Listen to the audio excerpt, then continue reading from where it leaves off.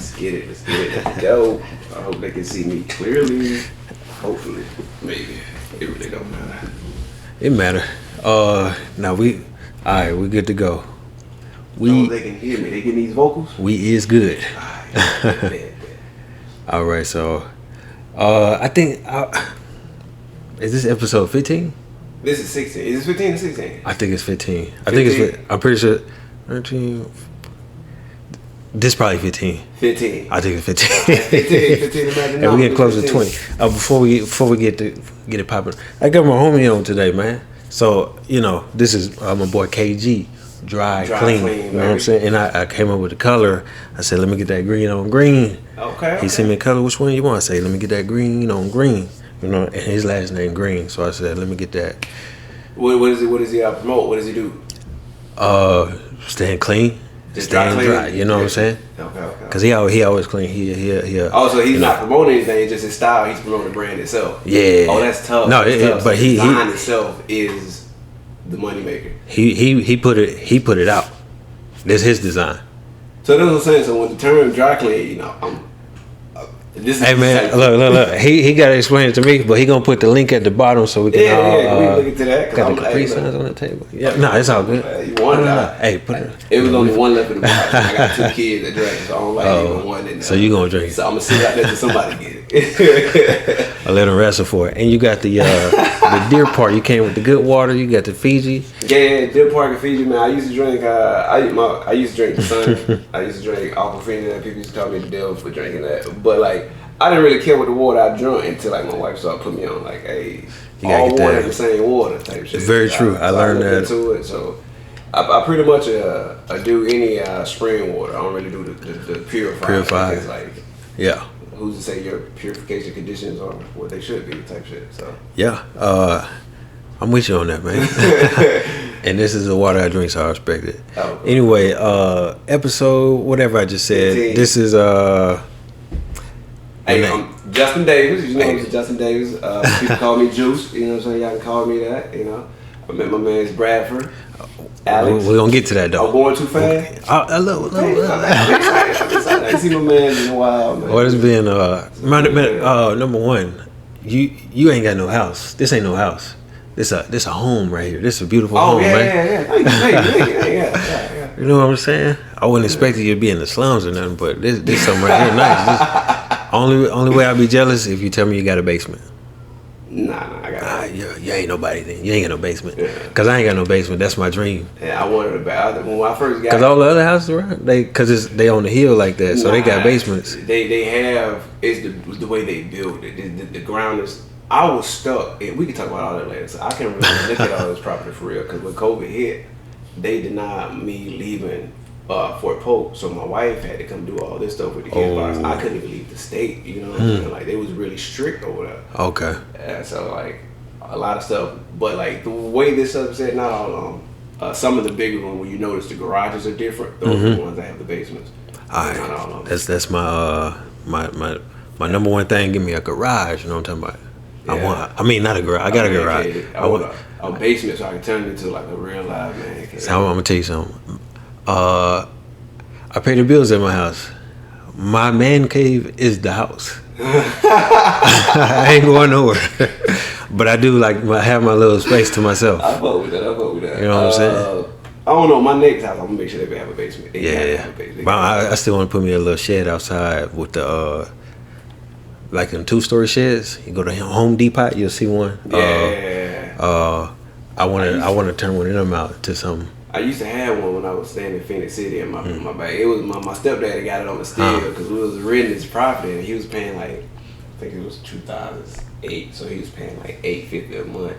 But this bitch basically had like the outhouse you were talking about in the back, you know what I'm saying? And we were young, but we thinking about that shit to this day. Like, man, we could have turned that bitch to a yoke. We really could have made that bitch crazy. Yeah. That's why I really space can make a big environment, man. All right. So, where you from, man? Your Facebook profile say you from Mississippi. I don't know why. Facebook don't be wanting people to know where I be from, because usually when people be asking me like, where you from, as like the by nature asshole that I've grown to grow out of, I be like, shit, my mama. That's the first response that comes to mind. But that's like, the old school. That's the 90s comeback right there. I'm from Phoenix City, Alabama. You know. Okay. Yeah, Phoenix City, Alabama. But I grew up in Hatchet-Chubby, which is like Hatchet-Chubby it sounds just like that. Hatchet-Chubby is like a 16-letter word. Hatchet-Chubby. Nobody know about it. So I want to keep it that way. So I'll admit it. Not that I'm ashamed of it, but when I go back, Hatchet-Chubby. We from the H. Yeah, from the Hatch. You know what I'm saying? So that's where I was when I was younger. I think I moved to Phoenix City when I was like 15. So like all my people, like for real, from down the road. But I do have what we call it down the road, which is Hatchet-Chubby, because it's like 30 to a 45-minute drive from Phoenix City, which you see how Phoenix City is. But by it being Phoenix City, we consider that to be like a city. I thought that shit was a city until I left there and saw a city. You know, I was like, oh shit, okay. Yeah. Some things are city by name, and some things are like, you know. Yeah. But no diss to Phoenix City. I fuck with Phoenix City. You know what I'm saying? You know. You grew up from 15, like so you was in high school when you got there. Yeah. So my freshman year, I went to Russell County High School. I was still living down the road, which we consider Hatchet-Chubby. And in the sticks in the country. Yeah. And so y'all grew up like eating possum and snakes and stuff. Those things were out there, but I don't eat shit like that. Raccoon. But they ain't go that crazy. Pig feet, deer meat. Shit you like eat pig that. feet? No, I don't. But I'm telling you what we were supposed to grow up eating. Look, I didn't eat it. I don't mess with it either. Yeah, you know what I'm saying? But I grew up around stuff like that. We used to go out and pick blackberry, you know, muscadine. I was with that. Them honeysuckers, you know what I'm saying? Yeah. You pull them bitches Yeah. We just walk out to the berries right here in your shirt and then bring them back home. Yeah. I'd be mad when I go to the store because I like them so much. I go to the store and buy them. I'd be mad because I remember when I was little, I used to go pick these bitches by the hand. And now they come by $10 for you know what I'm saying? 8 of them. Yeah, but we was down in that area, and then when after my freshman year, my brother was like he was always in troublemaker type shit. So he hadn't got kicked out of school. Like he had been suspended, all that shit before, but this was the last straw. It was like you can't be here no more. So we had to move and go to a different school. So we ended up moving. And I was pissed off about it because I was playing football. I felt like I was finna fire myself. I was a freshman. I was figuring shit out. And we ended up moving. And when we got to Phoenix City, I ended up doing my sophomore year there. My junior year, my brother still ended up getting kicked out of school. So, he dropped out later. So it really didn't make a difference. Got kicked out of the next school. Because he went and got his GED and went on to continue with his life and made what he made of it. Like, that didn't hold him up. Yeah. Like, you didn't have to make me leave school because he didn't finish that shit anyway. You know what I'm saying? But either way, so I did my sophomore, my junior year there, and I don't know, man. All my brothers, beside my brother, but all my family, my cousins, all of them had graduated from that school, Russell County. You know, so the ones that I had came up with, my close knit family, that like I consider them. So all of them had graduated from Russell County. And Russell County Central always had like this rivalry. So when in my junior year, when I was finishing my junior year, I told my mom, I want to go graduate from Russell County. Like, what was y'all mascot? Russell County Warriors. So you wanted to be a warrior? I wanted to be a warrior. I didn't want to be a Red Devil. I wanted to be a warrior. Okay. You know what I'm saying? As I am. So I told her, I want to go back down there for yada yada yada. Then Central had did some wild shit anyway. They had fucked up my credits. It was like, oh shoot, because I let their counselor pick my schedule. And then when I had left Russell County, I think I had like 2. I accidentally fucked up my diploma when I first picked it. I don't know why they never did it as a freshman, but I had like honors English, I had like advanced shit, which I passed them.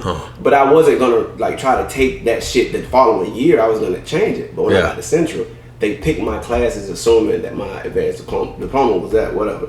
So by the time I got to my junior year at Central, that shit was so ass backwards that I had not took like a second semester sophomore class. So they was like, hey, you still got your senior math that you got to take, but you won't graduate unless you go do this sophomore shit. Now, you can either pay us to do it in the summer, or you can stay after school like that your 12th grade year when I'm going back to Russell County anyway. I'm going back to Russell County anyway. I mean, cause when I got to Russell County, it was like, you need like 38 credits to graduate. I think I had like 43 or some shit like that. But they wanted you to take a sophomore class.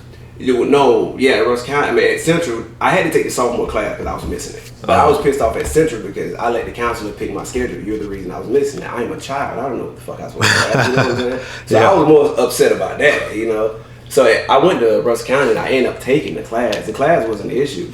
I ended up taking the class and it was damn near like the only class I really needed to graduate because I had already had the rest of my classes. So I half-assed it, which I shouldn't have half-assed my senior year, but I did. And yeah, that's why I went to high school and shit. So you was motivated, man. Oh, I would put that shit in my coffee. I've been drinking coffee since 13. Some people would have gave up on that and they're like, man. Nah. I had a partner too, and I met him at Central, and he was going through like the same type of situation, and he was like, "Hey, shit, you think they let me slide down to Russell County too? They let me enroll?" I'm like, "Man, this shit always go off like the district and shit. You just gotta, do what you gotta do with the paperwork. Yeah, and you can get in there." He was finesse. He was like, "Yeah, man, I drive every day. You know what I'm saying?" I was like, "Now I shoot you gas." I wasn't driving. I was the less fortunate. My mama didn't buy me no car. You know what I'm saying? I wasn't that type of nigga that was flexing like that. Yeah. If I had anything, I went and got it. But I wasn't that type of nigga to go take from somebody, which it was easy to do, but that ain't who I am. So I was always a nigga that didn't look like he had much, because I wasn't willing to do what you did for it. But he was willing to drive down there every day, and we rode down there every day. Every morning we smoked a blunt before school. Some days, because I told you I half-assed my senior year. So like we'll get there, and sometimes at lunch we'd be like, let's go to the car, smoke a blunt. And don't even come back. Yeah, fuck it, let's just, you know what I'm saying? So, but him, like, he needed more classes than I did. You know what I'm saying? So he shouldn't have been fucking off like I was fucking off. Cause I didn't. He wasn't the influence. Y'all was just together. Yeah, you know what I'm saying? Because he was a driver. Anytime he could have been like, you know, and it wasn't like I was like, he'll hit me up like, you trying to roll up? Shit, nigga, we gotta go to school. I'm like, yeah. You know what I'm saying? Shit, just pull up. I'm gonna come pick you up. Every time we'd be like, I'm gonna scoop you up, but I gotta run back to the house to grab something. And he'll scoop me up. We'll go back to his house that morning before we get to school. Damn. And he'd be like, oh shit, nigga, my mom left work early. And we was just supposed to smoke weed and play the game, and his step pop would pull up, like, what the fuck y'all niggas doing here? Like, damn, what time it is? And he be like, nigga, I know you know what time it is. What year was this? This was like 2011. See, I was playing, We was playing like 2K12, some shit like that.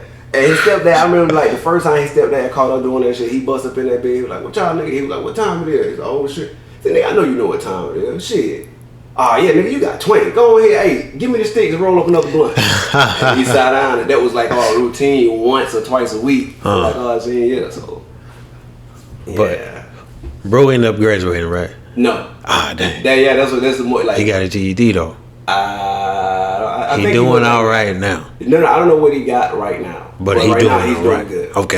Yeah, that's what's right important. Now he's doing. Shout out to shout out my nigga Malcolm Jug, man. You know, so they talk to him in a minute. We chat every now and then on the book, but yeah, he doing good. Now. Okay, as long as it's just a good story, you know. I think what because it first happened to me back when I left the country and went up to Phoenix City.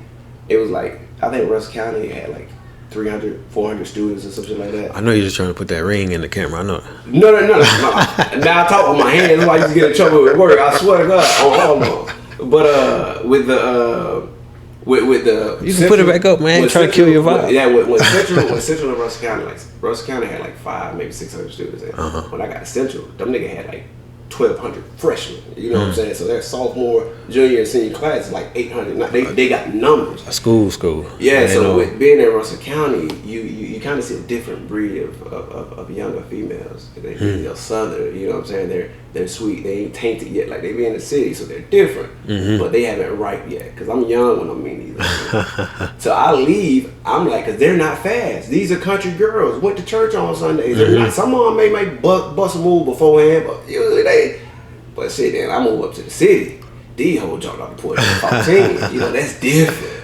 It was different. You know what I'm saying? So I had to adjust to that. But then him coming back. Now these females that I was talking about, they're right. They're like they get ready to graduate. They like, and him, he did not see any country girl. You know what I'm saying? I know what they look like. You know what I'm saying? So he got too fixed up on chasing bitches. Oh, and he from out of town, so he. You know, y'all probably all know each other from I knew, first to 15th grade and kindergarten that I ended up going back to school. When you from out of town, you go to the country, you cleaning up. Yeah. Look, I done been there. Yeah, so that's what that was his goal was. I don't think he ever really cared about graduating anyway. He was like, man, I just want to be up there like that. So did you work at the time? Did I work at the time during school? Yeah. Nah, I ain't even. I didn't think about working during school. I'd be thinking about it now, like, damn, why didn't I get a job? I had a lot of free time. You know what I'm saying? But like, it just wasn't for me at the time. I didn't really need for nothing. I developed a weed habit, but when my weed habit superseded my allowance, then I really got a job. Okay. What was you working at? My first Taco job, Bell or something? My first job, I didn't even get a job until I got out of school, bro, when I graduated. But my first job was at a spot called the Memory Company. I ended up getting that bitch through a temporary service. Memory Company? It was called the Memory Company. That's what it was called. Hey, them temp services they be throwing you some places. I ain't gonna never forget it because RP, me and my cousin had fell out behind this job. You know what I'm saying? Which we, spoke about. We had our, we was good before he passed, but it's still something that always pulls at me. But yeah, it was a memory company. Anything they sold anything dealing with sports. So that's like sport gloves, sport clocks. Your favorite team, they got a shoe for it, which not no fancy shoe, just a house shoe. They got clean that type of. Okay. So niggas used to load pallets up at the end of the day and just throw that shit in their trunk and say, you know what I'm saying? I'm a young buck, I ain't doing all that shit. I'm trying to get my check legitimate. I'm trying to go get me an ounce after work. Yeah. Like that type of shit I don't know. And then I ended up getting fired from that. Well, I didn't get fired. I kind of like quit. The niggas was, I don't know, that was rude unnecessarily. I understand if you're my superior, you need to make sure I know my place as the subordinate.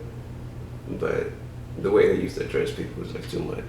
Yeah, so I ended up leaving that. And then I got this, and then I ended up going to Job Corps. Damn. I went to Job Corps for like 9 months. How far was that? It was in South Carolina, so it was like a 9-hour drive. But I think I flew out there the first time. And that shit was wild, man. If I was talking about Job Corps, that shit would require a video on its own. That shit was crazy. But, because the only reason I went, because my step pops, he welded, like, since I known him. I've been knowing him since I was 11, you know what I'm saying? So he was like, hey, regardless of what you do in school, yada, yada, yada, it's good to have a trade to fall back on, just in case your degree ain't where you want it to be. Right. And I just went with that in mind. I was like, all right, well, you never led me astray before. I'll test it out. He wanted me to be a welder. And I went there, nigga. I think I shadowed that welder like the first day. And I'm in there doing this. I'm fine. Okay, this great. Nigga, that fire hit my skin. Oh, this dead, bro. Oh, hell. You having no gloves on? I had the gloves on, but like, I mean, they ain't coming for it. Yeah, you can be perfectly shielded up from whatever PPE they give you. But as a welder, you will experience that burn from here to there. It will happen. It's unavoidable until they come up with different machinery, different operations. But it's unavoidable. I'm not finna hit that heat every, multiple days of the week. They ain't finna hit my pretty skin. Fuck that, boy. So I ended up swapping up to a carpenter, and then it was kind of bad. And I think he asked me like why I became a carpenter and shit. I was like, shit, like, Jesus was a carpenter. I didn't see no other way. It seemed simple. You know what I'm saying? One who did so much as he was able to do, I figured that was something he did on his spare time. He did. I feel like I did, So it didn't work out. I was good at it. I was great at it. I was at the apprentice level. I was really, really fast learner. But when I graduated, I ended up going, like, applying for a job in Alabama. And, like, I don't know, man. I submitted that resume, bro. It's different. They called me. It was like, hey, is this Justin Davis? Yeah, this is Justin Davis. You know what I'm saying? So it was like, hey, we'd love to sit down with you, yada, yada, yada. And then the first interview I went to, I met him. I went and sat down with him. And they, like, I could tell they weren't expecting me to be, you know what I'm saying, black as I am. They thought Justin was a white boy. So when I got there, it was like, oh, Justin? But yeah. And then at first, I wasn't going to say, like, they thought I was white. You know what I'm saying? The reason, like, they were different. But towards the end, like, he was like, okay, well, we kind of need somebody with experience. I'm like, well, the application said you were willing to start I'm going for the apprentice program. Like, I have my trade degree. Like, I went to school for this. I am a starter. Like, you said that's the position you was looking to fill to build somebody up. That's what I applied for. So, yeah, with that, when he was like, we need somebody with a little bit more experience. I'm like, well, that's not what the application said. He was like, well, right now we're short on funding, so we don't have the tools for extra man right now. So why you hiring? Hold on. So he was like, right now we're short on funding, so we don't have the tools for the individual. I'm like, shit. Hey, the program I graduated gave me my own sets. And it's 100% mine. I'm good to go. And he was like, well, yeah, we'll give you a call back. You know, that's the last I heard. It was like Johnson, Johnson Control. It was Johnson. It was some construction with Johnson. Whoever that management was at that time in 2012, 2013 in Columbus, Georgia, fuck him. Yeah. That don't sound. He died in his sleep, so death doesn't have to hear him complain when she take him. Shit, that shit had me pissed off. But yeah, you still hurt by that, huh? Yeah, because it really like it was a slap in the face. Like, I mean, we know racism is there. People know racism is there. Like, and I've seen it like from like a distance, even portions of it up close. You know what I'm saying? But that experience itself, like being 100% qualified for the position right in front of you, and having everything and being denied. You know what I'm saying? That is like, whoa, it's a deeper than rap, my nigga. You know what I'm saying? So yeah, that really, you know, it struck a chord. But after that, I ended up getting a job at Dolly Madison. Yeah, temp service again. Went through the temp service to make the snack cake, Lil Debbie. Like, okay. I get a job at the factory out there. So I go through the temp service, and it was a sweet gig, bro. Because at first it was like, hey, we just need you 3 days a week. I'm like, all right, cool. But I was looking like it was like it's 12-hour shifts from 3 to 3. I'm like, shit, I smoke by myself, so I can go work. Like, you know what I'm saying? If I want to, you know what I'm saying? Because that really, I was saving money, but I had not put a plan together to what I was saving money for. So that money was getting spent on weed. You know what I'm saying? Which 3 to 3? 3 in the morning to 3 in the evening? Yeah. No, 3 in the evening, 3 in the morning. Oh, 3 in the evening, 3 in the morning. Yeah, 3 in the evening, 3 in the morning. Yeah, and it'll be 3 to 3, or they'll swap it and they'll do 9 to 9. After the first month of me doing like 3 days a week, 3 to 3, they was like, hey, you want to do some more hours? I'm like, yeah. So it'd be time where like I'd be at one of my cousin's house. He used to throw parties like every Friday or whatnot, and I'd be like fucked up at the party, and they'll call me, be like, hey, somebody just called out, can you come in tomorrow at 3 o'clock? I'm like, it's 12:08 right now, I'm fucked up. I'll be there. So I gotta go to sleep, and they end up saying they were gonna hire me on permanently. They're like, hey, we like your work, we finna hire you on permanently, and then I was gonna get a raise. At that time, my second real job, because the shit was temporary, I was getting 18.25 hours. So I was like, shit, you know what I'm saying? And then it was this like, 2011 money. This 2011 money. So they was like, because it was sanitation, it was horrible work, but like, I don't know, man. It was shit. It was bad. They had just laid a lot of motherfuckers off, told them they was gonna get their job back, started the company up, didn't give them their job back, made them start over from scratch. Because everybody went over to Hostess. They got tired of Lil Debbie. Yeah, it was a lot of fuckery going on over there. But they gave me a pretty decent amount of money for the fuckery they was doing. So me being unaware of the details of their fuckery, I took the money and I'm working there. And they was like, yeah, we're going to hire you on permanently, but when we hire you on permanently, it was like the temp service, the lady at the temp service that I used to flirt with, old lady, she was just real sweet. I used to flirt with. She was like, hey, baby, when they hire you on permanently, you need to know they gonna drug test you. You know what I'm saying? They gonna before you get hired on, so come on, start cleaning your shit. I'm like, shit, good looks. So I went like 1 month, no smoking. 2 months, no smoking. My piss clean as a motherfucker, but like ain't nobody testing me. I'm mad now because I'm anxious. Like I'm going to work every day, but ain't nobody piss test me yet. Nigga, I'm mad now. And then I saw, I feel like this shit was like mundane. It was just like this shit just happened over and over. And then I saw one of those. I was one of those niggas that really got put in by the Army commercial. Like I was sitting there chilling one day and I saw the Army commercial. And I was like, only thing that would stop me from doing that is a failure analysis. So I was like, my piss clean now. Let me run that. So I ran it. The recruiter started playing with me on the beginning phase. So I started back smoking. So by the time he got serious, I had popped hot. Because I didn't give a fuck what the Dolly Madison had, caught me smoking at this point, because I'm finna go to the Army. So it wasn't no, like, you just saw a commercial and he was like, all right. Yeah, it's not I just saw a commercial. You know what I'm saying? At this time, I'm 20. So like I'm legally almost an adult. I'm 20.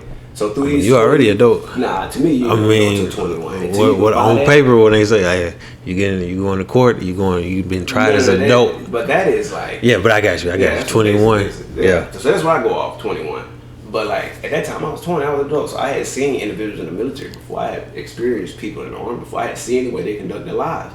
So it wasn't like my first time seeing it. Let me do it. It was something that I had already had a good grasp. Cause you from that. My uncle that was area. in the Marines. He's always, I looked up to him crazy. You know what I'm saying? And I got another uncle who was he was 11 Bravo. He was a major in the army, and we didn't grow up close, but he still had influences. So I knew of the army. So like I said, the only thing I was I could do that shit. Then they were like, you can do 2-year contract, and you know, not knowing you do 2 or 3 years, and then you get that 8 years on paper. You know what I'm saying? Right. That's finesse. They got my old lady like that. You know what I'm saying? But we blessed, we good. But yeah. So I was like, yeah, let me do this, and then joined the army. Fucked around, went to recruiter. Bro was like, hey, you good to go, man? But hey, you remember when I told you when the last time you smoked weed? You said it was like 2-3 months ago. Don't tell nobody that. No, they wouldn't even there. Hold on. I was like, yeah. He said, man, we should have said 6 months, bro. Because we put it on the paper. And I was supposed to be like a IT tech, you know, but you had to go. I don't know if I still don't know if he lied about it to this day or what. But he was like, because you weren't 6 months clean, that job, you need to go longer. And then later on, I got an army. I was like, man, that job is a job. It's in no special forces shit. It's Right. in MOS. So like it don't matter. All of them probably the same stipulation. But either way, Nah, he needed some numbers. yeah. Either way, he pushed me to the 92 Yankee. He was like, hey, but because at that point when he told me this shit, I was supposed to get ready to go to Mel's. I had already had like a going away little thing. And everything. Dang. So he was like, we can reapply for your shit, but it's gonna be like 2 or 3 weeks, or you can pick another one on their screen and we can still ship you off like tomorrow type. You know what I'm saying? I'm like, give me that 92 watt right now. He was like, shit. You want to sit in the AC?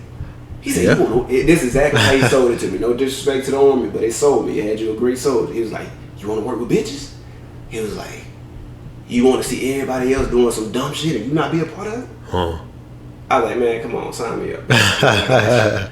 And it was only half of what he said, because all that is true. But he didn't tell me the other half of the 92 Yankee, the dark half, the dark side, which I love it. But you know, those change commands and those irresponsible individuals dealing with property. You know, those motherfuckers that, I'm serious. hey, I've been in the army 20 years, so I know more about your job than you. Bitch, you ain't been a Yankee, none of them. You know what I'm saying? But it is what it is. Yeah. Oh, dang. So where you go to basic at? Fort Jackson. Oh, so kind of down the street. Yeah. Not too. They bus you out there or flew? Bus. I remember I was thinking like, I am in boot camp already. Yeah. And that Greyhound. I mean, not really, but once you Yeah, they finesse motherfuckers. For anybody who don't know they're gonna join the army, great opportunity. Please do it. Take advantage of it. Get all that you're gonna get out of it. But when you get to boot camp basic training, there's this process to where they kind of mind fuck you previously before you get there. To where it's like anywhere from 3 to like 3 days to a week of it's like in process and reception. he's like, hey, this ain't that bad. Yeah, well, they allow you to keep your phones open, it's comfortable. They fuck with you. They do all the other shit, but it's not like you see on TV. It's a mind game. Okay, they gonna tell you to pack your shit and get on that bus, and then you gonna go to the show. To the real thing. So for those of you who get there, as soon as you get there, you drop your shield because you think you're comfortable. Those are the ones that as soon as that real shit happen, y'all cry, y'all quit, y'all leave early. Don't drop your shield and get too comfortable. Don't drop your shield and get comfortable until you go to church. When you're allowed to go to church, that means you have established whatever you needed to establish to be there for that extended amount of time. Your first time going to church, relax. But don't stay relaxed, because you got to get back and do that shit. And don't go to sleep, because they going to wake you up. And that's a good place to kick it, though. I ain't out here recruiting, but I'm about to be a recruiter, too. I mean, to be real, you take advantage of the opportunities. I'm blessed. And then running into the army, they just highlighted the blessings that I already had. So it is what it is. So from basic training, what, you had fun? Basic training was ridiculous. I love basic training. It was being from where I'm from, I saw a lot of characters. I met a lot of people who were like who they were, but like it was my first time actually seeing somebody who thought that they were somebody being told that you're not. You know what I'm saying? And there was a lot of people who thought they were somebody's. Yeah. Being told that you're not. Yeah. You ain't nobody special, yeah. Yeah, It is. me already being humble as I am, it made me feel even more humble seeing other motherfuckers get humble. But then it made me feel like, oh, nigga, I am special. What do you think I'm here for? And only 1% of us join. Right. We are special, you know, and it kind of built me up a little bit. But more. in this, for these few weeks, you ain't nobody special. Yeah, it was wild. Until, and then like the first sergeant that I met was I still don't know how to pronounce his name properly, but we used to call him OG Kenyatta, but I think it was pronounced Og Kenyatta, First Sergeant Kenyatta. But RP, he recently passed a few years ago. I saw the post. But it was my first sergeant that I had met, 11 Bravo, and he was a black dude. In basic training? Yeah, and he was like, he had a few deployments. After like week 4 where everybody was like comfortable, like, he'd be like, after we got through running and shit, after like we did the AGR, like he'd be over there by the fucking, by the dumpster.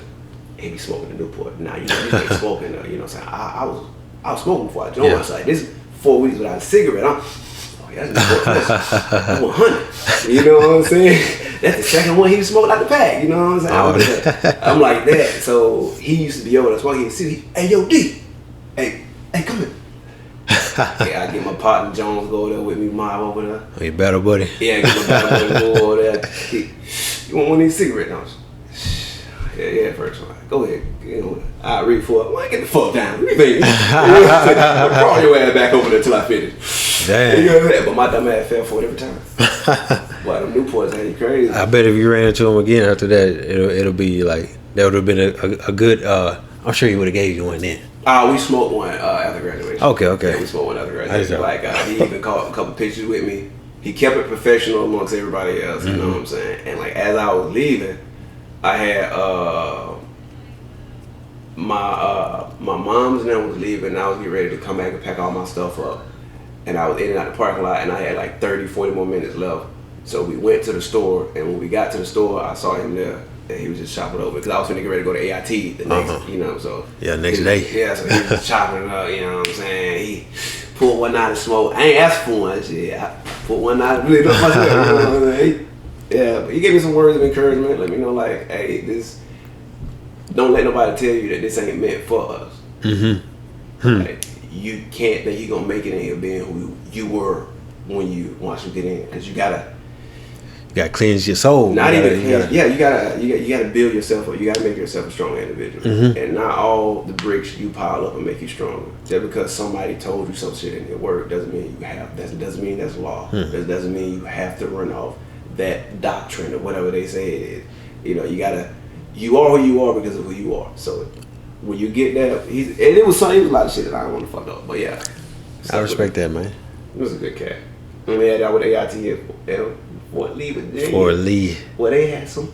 They fucked up and they made me PG. Wild in there. And then we was like, we nice and Yankees, so we pop a pirate, and then we used to do dumb shit like walk in the lunchroom, and the way they had the cadence and set up, you know what I'm saying? Since I was PG, with me, my nigga Love, he was like, hey, I love it when they call me Papa, and all the females in the company. Yeah, that's Daddy, right? And that is my entrance when I walk in there. Y'all made that up? No, it was alright. I think either Love came up with it or it was already a part of the Papa company. But I love it when they call me Papa, and all of that's Daddy, right? It is. So you was somebody. I pretended to be somebody. It was easy to pretend to be somebody when you know you're something bigger than that. So that's what it was. Hey, you coming with the stuff, man. It was fun though. So you throwing that little deep stuff. You think it's passing me, but I'm catching it. Throwing some deep stuff out there. I'm catching it all. Nah, man, I'm just talking, man. I love to talk. When I first got out, I said I was gonna go to school to try to do like a psychology or something. I feel like I would love to do that, help people converge. This is who I am. But then I was like, I'm 29. Technically, like I said, I was 21. I've only been an adult for 8 years. I've been an adult for 8 years. I feel like I'm pretty accomplished for these 8 years of being an adult. For 8 years of adulthood. So I feel like, if we go off the human, like how long I got to live, I probably pushed to like 89 or something. What's in that pot, man? Psychology at like 50. What's in that pot? Some spaghetti, but it's different. It's less seasoned spaghetti, and I made it with meat sauce. I told you I had stopped eating meat like recently. So usually I cook ground beef and I'll be having the fattening and all, but like I'm trying to eat healthier, so there's no meat right now, no sugar.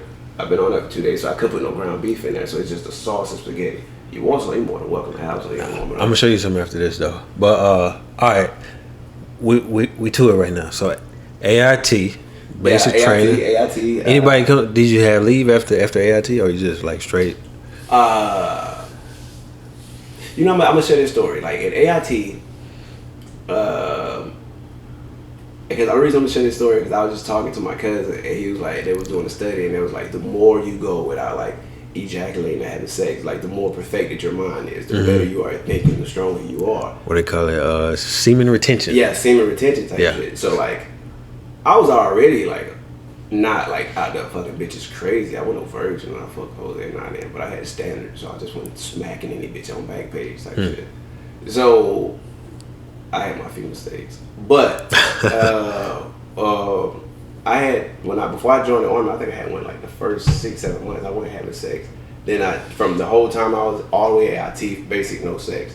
So like my physical body, my way of thinking, like I felt like I was elite. You know what I'm saying? Like towards the end, I feel like everybody always ask people, but like even like the Ranger guys, they came like, hey, you guys, we want you guys to go to the Ranger program, be holdovers. At the time, I'm fresh in the army. I don't know what the fuck a Ranger is. That shit doesn't sound exciting. I just know my order say, I just know my order say Korea, and I go home in 2 days. You're telling me that I got to stay here as a holdover for another 3 weeks for a possibility of getting a slot. And you're like, and they really tried to sell it to me and like 2 other guys, because like our test scores was good, like PT, everything, like we were really legit. And when they used to come visit, because it was around about that time, they was trying to get more support MOSs and like SL and shit like that. Yeah. So he was like, yeah, we really see what y'all been doing, and I want to get these young guys involved. And I was like, I'm trying to go get some more bitches. I go back home. I leave in 2 days, and then he was like, man, you come over here, bro. You wait. You just wait. Man, you get your Ranger tab. We gonna send you Airborne school after that. Boom. You gonna go to Korea. You build a career 6 months. All you gotta do is request for. We go somewhere. We gonna make you move. You're a Ranger. He said Korea get boring after 6 months. You gonna see it. I'm giving you the ability to only be over for 6 months and snap. I was like, nah, player. Oh, they was trying to get you, huh? Yeah, I was like, nah, player. You can't sell me on that. And I was like, dang. When I finally when I in Korea, like Korea has, I'm not gonna say Korea doesn't have standards, but they have like lackluster standards. Like they're like whole military bearing, like everything in Korea is like a watered down version of what it should be. Now, everywhere else, it should be something else as well, but it's not as bad as Korea. So when you get over Korea, I didn't see like SL for special left. I didn't see like Ranger tab. I saw a lot of drunks. I saw a lot of guys who were probably their last. I see a lot of E7s that, hey, this is your last contract, and you're here for a reason. You saw a lot of SORs that was like, Sergeant Major just headed out the door, you knew why. Yeah. So like when I ended up leaving there in 2015, I think I left in 2015, and I got to Fort Polk, you know, and Tin Mountain had just stood up in Fort Polk. So these like infantry guys was like, Ranger is God, and you shall meet him today. So like Ranger everything. So I see these niggas like, damn. And at that time, I'm like, man, I ain't studying all that. I'm 2 years in, I got 8 awards. I ain't finna do that regular shit. I'm trying to get my phone. 8 awards. Me on my phone. So I'm thinking about like, but I'm like, damn, I should have did that shit back there in AIT. And then eventually, when I really decided that I was gonna try to do it, I changed my own mind about it, because I psyched myself out saying I wouldn't be physically able to do it. And now I'm not physically able to do it, even though I'm not in no more. But if I was there, I always said like, oh, that shit would have been dope. But I remember when I first got to Korea, when I first left Korea. First left? When I first left Korea. Oh, we ain't got that. I'm jumping. Yeah. I said AIT. I said AIT. All right, hold on. Nah. AIT. We ain't talking Korea. You said when I first left Korea, we didn't even touch Korea. Oh yeah, we had not even got there. I just got there. But what was your impression of it what was you thinking when you found out you was going? When I was going to Korea? Yeah. I was like, shit, it's that, boy. Because I was like, I'm a nigga from Alabama, Phoenix City. I went from Hatchet to Phoenix City. I think the furthest I ever been at that time was probably Huntsville, 3 hours away from where I was originally from. So like, I had not been nowhere. You know what I'm saying? I mean, South Carolina for Job Corps, but that was like, it was a program I was a part of. Being able to go somewhere and just, I should have been in Atlanta or something. I'm finna be a foreigner, my nigga. You know what I'm saying? So like, it was, I was ecstatic, boy. And and that's why I was telling them that they Ranger, like, nah, nigga, my orders up. Ruin the opportunity to go somewhere like that. Like, cause one of the big reasons, like, when I said I saw the commercial, and I was like, shit, I always wanted to travel. Like if I join the Army, I'll be able to travel. I get paid, and I get a lot of experience. And as soon as I get the first strip of orders, I'm going to oh yeah, blessings, I'm going. Yeah. That's the end of how that played out. But so when you got there, you was like, you thought it was pretty dope. Well, no, I didn't think it was dope. When I got there, I knew it was gonna be different. You probably like, damn, I should've went to Ranger, huh? No. When I got there, I just had to adjust. I had to learn. I didn't want to prejudge. You know what I'm saying? Yeah. You hear everybody say, "Oh, they do." Yeah. But like just getting there, I didn't want to be like, "Oh, that's nasty." But why would I call it nasty if I don't know what their culture is? So I didn't want to misjudge anything. So when I got there, I was just like, just observing. And plus, I had got cool. You remember Newsom? Newsom. Ray Shrimmer. Yeah. So Sway Lee. I had met him at AIT, and he was in class right before mine. So he had graduated a week before I did. But hold on. Matter of fact, he graduated a week before I did. But I did do hometown recruiting. Okay. Like 20, 30 days. I got that slide, you know what I'm saying, 20, 30. So I went home. So by the time I got to Korea, he had already been up to me. Established. Yeah, so he was, you know what I'm saying, letting me know how shit was popping. You know what I'm saying? All right, cool. But like Korea was like, it was different. It was very different. You know what I'm saying? It was a culture shock because it makes you want to like, Korea is so in tune with their culture, it makes me pissed off that like, we ain't got nothing. You know what I'm saying? And there's no diss to them, no disrespect to them. But I saw that at 21, you know. So like at my first year as an adult, been there for 8 years now. So so there it just like wow, you know, I loved it, man. You know something? We come out of the building, that parade field right there. You look right up here, big old mountain, and I feel like that was your first assignment, so you didn't really have nothing to compare it to at the time, but it was bad. Your career? Yes.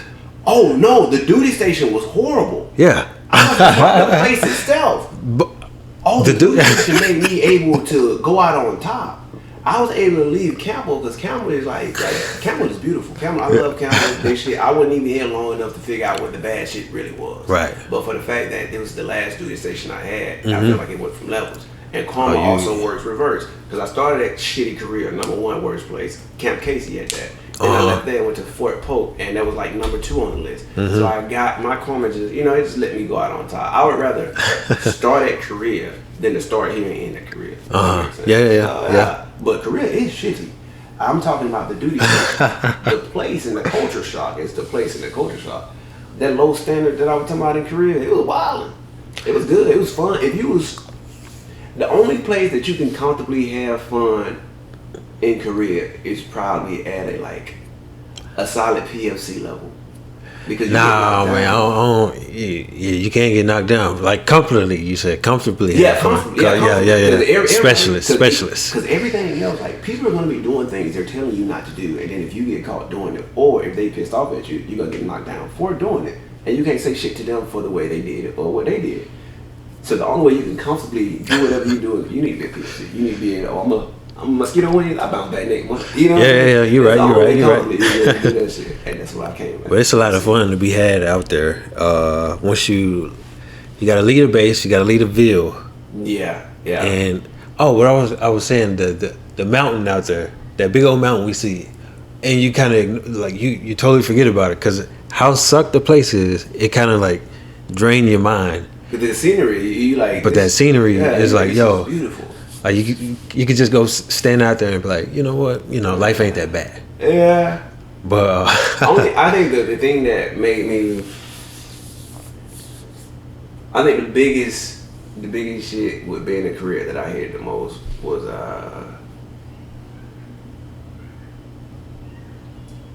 I felt like people over in Korea who had a lot of rank felt like they were disconnected from the higher ups in the States, so they did a lot of shit that was just like flus, Because I remember this one case where it was this chick, I think it was in the company at one time, she was like, she went home for her mom, she went on leave, her mom was sick in the hospital, dying and whatnot, so she went home to, spend her last days with her mom, or whatever the case may be. She went home for that, so her leave ended in like 2 days. the day before her leave ended, her mom actually died. So okay, now she needs to extend her leave. Right. It's like, nah, we can't do that.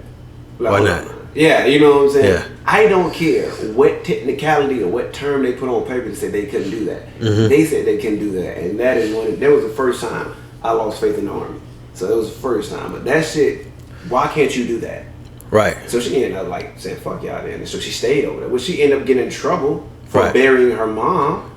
But it's like, but you can go in the hole too. You allowed to go in the hole. Yeah. But it was just like people over there felt like they were disconnected from everybody. I don't know, man.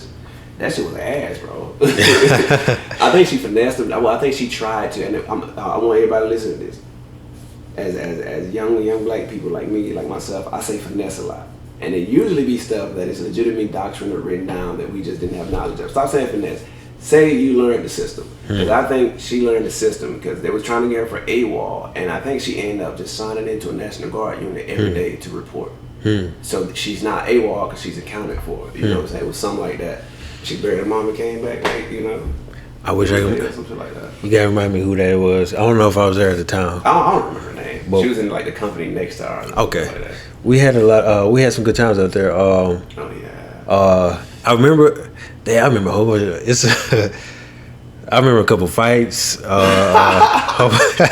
Hey, it was like one of the first weeks I was there, man. Y'all was drinking in the day room. Yeah. And somebody, I don't even know what happened, but I think like they was playing around, and then one of the dudes got mad for real and just like, I don't want to say nobody's name, but I think the nigga name was Easley. If you tell me his name, yeah. I say both their names. Easley and was it Allen? Yeah. It was Easley and Allen. Yeah. And Allen was my boy. I think last time I talked to Allen was probably like 3 years ago. You know, we know. He was pretty cool though. Cool cat. You know what I'm saying? Shout out Lil Rock. You know, Arkansas.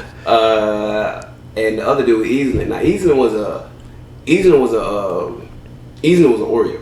So Easley was a black dude, but he was white on the inside. But he was one of those people, like, he went to the gym a lot. He liked that shit. He was like, I can't remember his face, he was black. So he was like, yeah, man, don't, you know, that type of individual. No offense to him, but that's the type of individual. It's like he carried himself. So we drinking one night, and him and Allen got into it about something. I feel like they was just joking around at first. No, I think Allen was roasting that nigga. I think Allen was roasting that nigga hard. And Allen don't really he don't really jive on nigga like that, but when he do, he got that like old school shit, so his shit cut. You know? Your mama fat because she swallowed all that nut from the dick she was sucking. Shit like that. You know? His joke probably cut, so that nigga was hurt, you know what I'm saying? And he like, what?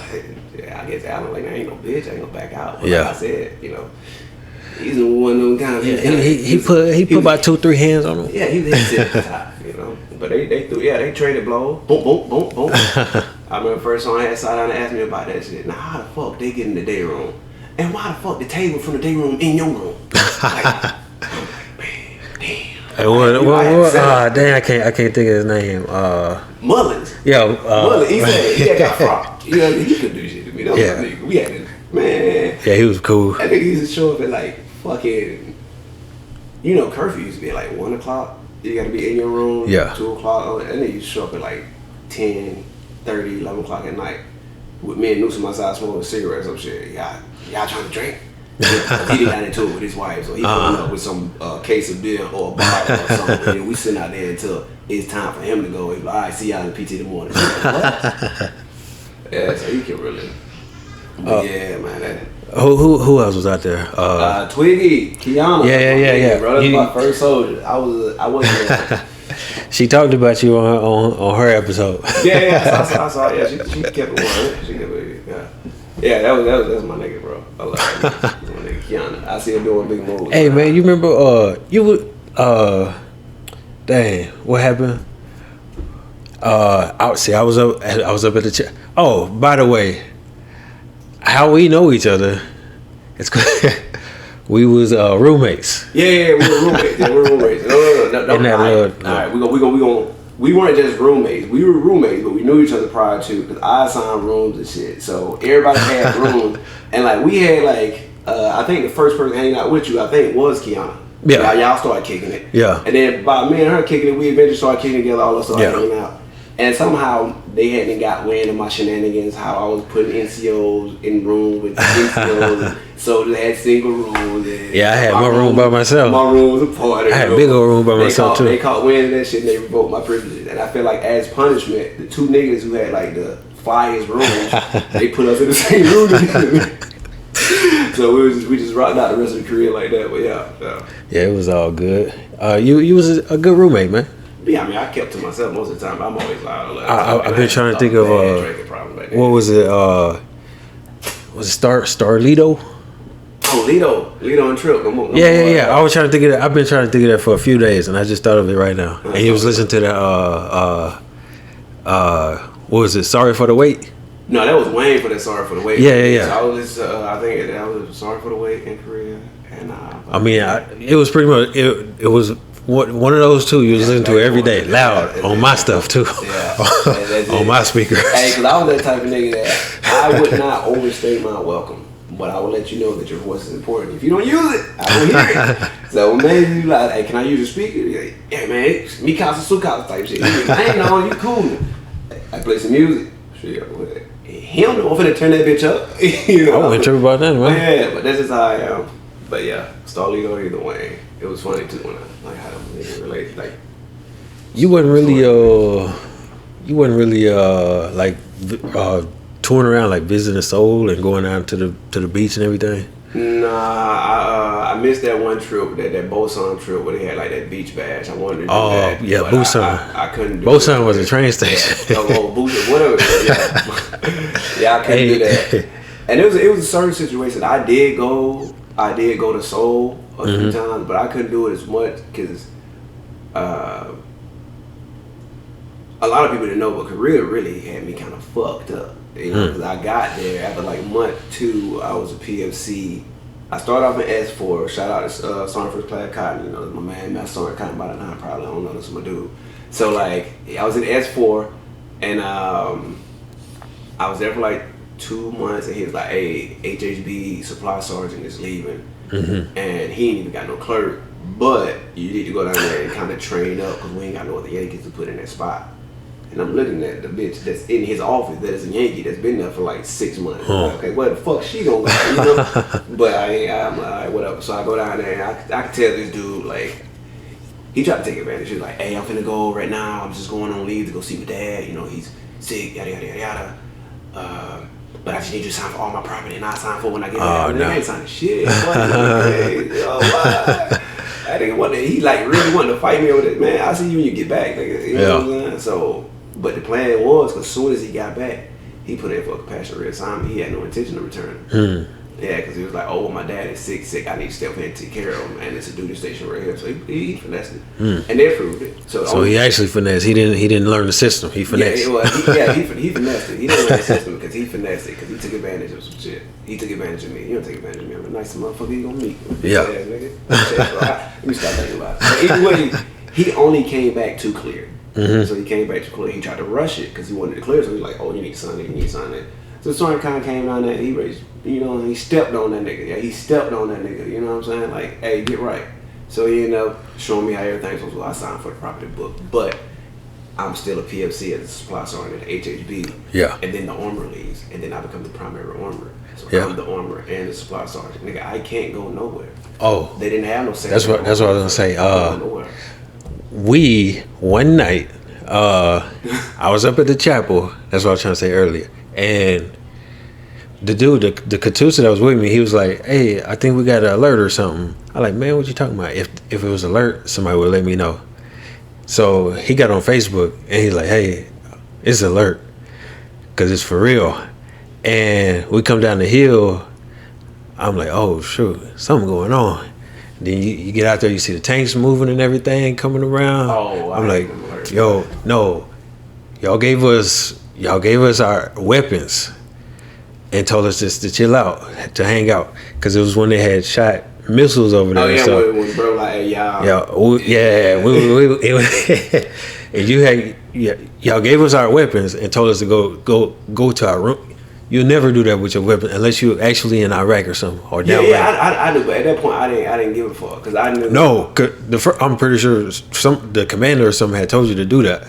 it wasn't you just saying do that. No, because I didn't know. Like they were putting so much on me at the time. Yeah. So when mom like, what we doing? I'm like, wait till them to call you. So I'm giving you your weapon. Yeah. When I say go chill out until they call you, like, because the way I looked at it, like, you're not supposed to do what you're not supposed to do, but it's like thin lines between everything. So like, but no, it was about to go. You're not supposed to put your firearm in your room, yada yada yada. But it was about to go down.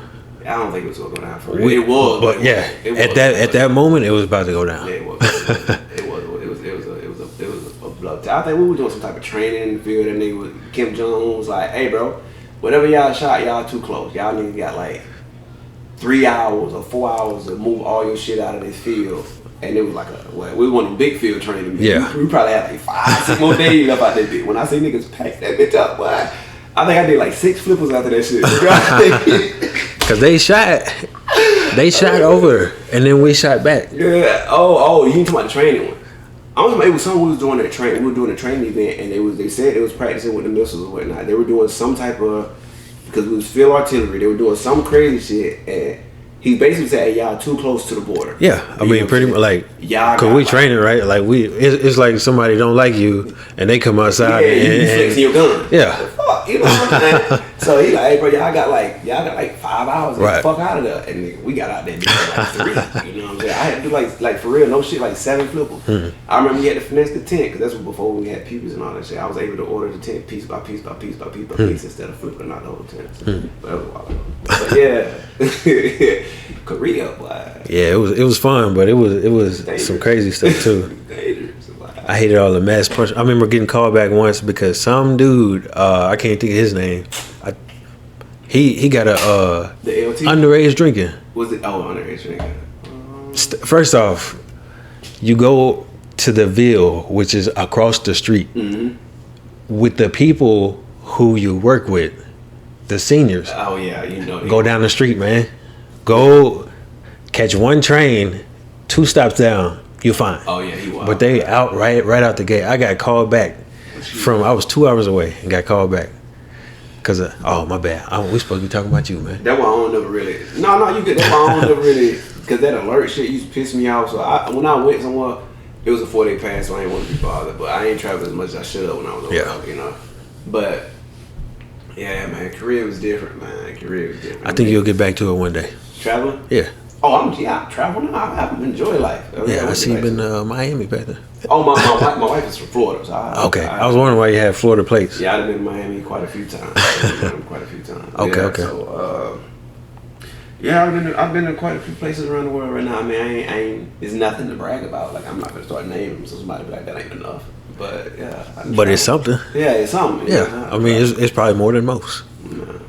To be honest, a lot of people ain't been a lot of places. I mean, and originally I can just say, bro, I've been to Korea, Syria, Iraq, and Kuwait, and that's that. You know, I travel. Yeah. I ain't gotta say shit statewide. You know, yeah. and I've traveled. You know, so I'm cool. Yeah. I'm cultured. Like when I first got over there, I remember, I can't tell the story, but like the shit that we used to do over there, boy. And you know they didn't shut down the curfew and all that shit, man. Yeah, man. Sure. I'll go out there on leave. I've been out there on leave maybe like 6 or 7 times, and I don't even violate curfew when I'm on leave. And now curfew gone. Like just because I ain't finna be out. It's 2 o'clock. What I need to be doing? Sleep. Yeah. But one time we tried to keep your ass out late. One time we bumped into you, and it's really random to bump into somebody that you know in Seoul. As far as like when you're a tourist and you're going to Seoul and visit places, there's so many places that you might find unique. That you're like, I want to try this soup. I want. They got a hidden kitchen back here. It's so many places that like you can in the cut. And when you go somewhere and you bump into somebody that, you know, damn, I just left you 5 hours ago. Oh, shit, you know what I'm saying? And I think he was there with your old lady or something, who she is now. I think he was out, it was a date or something. That's why. Yeah. I was like, oh, okay. But like, it was a nice joint, you know what I'm saying? Okay. He in this spot, he probably picked this spot like she suggested, but either way, the energy is what my energy at, because I want to see what it looked like too. So yeah. That's cool, man. I love Korea, happy man. But so you from Korea, did you take leave while you was there, or you threw it out the whole time? I took leave because I had bought a car before I had, you know, You give a nigga money, he gonna buy some shit. I bought the change in the car, you know. But, I bought a car before I went to Korea, not knowing that I couldn't take my car with me, so I had to leave it at home for that entire year. So when I got back, I took like 15 days of leave in between to make sure my car was right, which it was fucked up. It was a limit anyway. I ain't know about it. I was excited to be able to say it came out of my pocket. Yeah. So I did a lot of work to it, and after like day 13, I think I waited. Yeah, and I didn't even realize my report date was 9/11 until like I'm driving on the road, getting ready to report tomorrow at 9:10. Oh, you're like, oh, it's 9:10. Oh shit! Let me take my uniform off. Now let me put my uniform on just in case I get put over. So let me put my uniform. You know what, man? So you was driving from Alabama to Louisiana. So you had to pass through, you know, a little bit of Georgia, probably, Alabama, Mississippi, Louisiana. Yeah. I used to drive from here to Campbell. I mean, from from here to Texas, and I passed through, you know, Tennessee, and sometimes I'll detour, but Tennessee, Arkansas, and East Texas. So I'll drive with my PC in the dashboard. Untouchable. But I learned later on about the Green Book. I didn't even know about that. See? Yeah, put me on. It's like like back in the day, like the black folks used to travel in the South, and they had a book of places like that was friendly to black folks. And then hey, like it was a thing, like people would travel with their uniform in the car, so nobody would bother them. Oh, okay.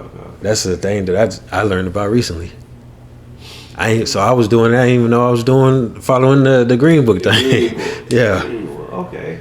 And I done got out a couple of tickets for speeding. I'm trying to get on home, man. I don't worry about going 70. I'm trying to go 90. Yeah. But nah. But yeah, going through. I remember my first time driving to Louisiana. Boy, I got caught in the storm so bad. Oof. I had it's a bridge you got to drive going headed that way. And passing it's like a 20 bridge after like New Orleans, drive. Yeah, over a straight swamp. Yeah, it's just like a 20-minute drive over a bridge. Yo, that thing is scary. I didn't even know to be scared. Let me tell you why. It was raining so bad that I didn't even know I was on it to halfway. Oof. It was raining so bad. It was God knowing I was gonna be scared, so He didn't let me see that shit. Cause like, bro, I'm telling you, it was raining so bad that I can only see the headlights in front of me. You know what I'm saying? So when they bright up, I know to slow down. You know that's how I roll for a good hour and a half. I swear to God. All the gods, whoever y'all believe in. Like for like an hour and a half, I roll like that. And like when it started to lighten up and shit, boy, I'm on the bridge. Yeah. I was like, ooh. I was too there to be afraid. Like, man, I've been on it that long. Yeah. All right, cool. You know, the rain let up too. I'm good to go. Yeah. But yeah, Louisiana was, oof. Boy, that humidity smacked the shit out of me. Worse than here? I mean, worse than Georgia? Nah, I ain't worse than Georgia, but I didn't spend a lot of time in Georgia. You know, I was really Phoenix City. I was in Phoenix City, but I was only in Phoenix City. I'm a house nigga, bro. I'm just you know what I'm saying? Yeah. I got if it's activities outside. But y'all was in the field and stuff out there.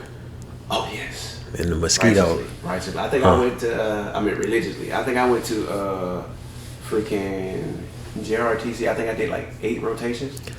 And that's in y'all backyard. Yeah, in the backyard. That's why I was so like, they be like, oh, somebody canceled, they're not using it. Oh shit, let us get it. Yep. Like, oh shit, we got 2 months and nobody's using it. Yep, let us get it. For 2 months straight. Yeah, so they get all those like bull, and then they be like, oh, we got somebody else coming out of the train. Do they need assistance? Yep, let's go with them. You know what I'm saying? That's what light infantry was down there at Fort Pope. Okay. So I got I know not to go. I got I ain't gonna say 8. But it was a smooth 7. Yeah, it was a smooth 7. Like, for real.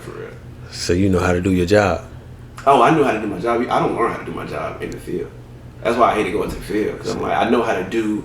There's elements of my job that are done in the field, but it's not my job. You know what I'm saying? Like, my job... Your field part of it, but you know... There's no field part of my job. What do you want me to go pick up MREs and give them to people? That's not my job. What do you want me to go pick up your food? That's not my job. I feel you. If we're deployed and your gear fucked up, like ADL, I might order you some new shit. I feel you know what I'm saying? If the commander don't know where his fucking M4s that, okay, I'm gonna do a serial number query, see where they came from, look at the paperwork, see if we transfer them. I'm gonna do shit like that. What am I doing in the field besides try to borrow some internet to use my computer? I feel you, man. That's it. But they was like, for the training, just in case.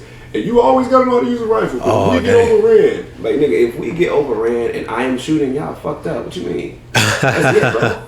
I ain't trained to shoot, so if all the niggas that trained to shoot dead, what the fuck think gonna happen to me?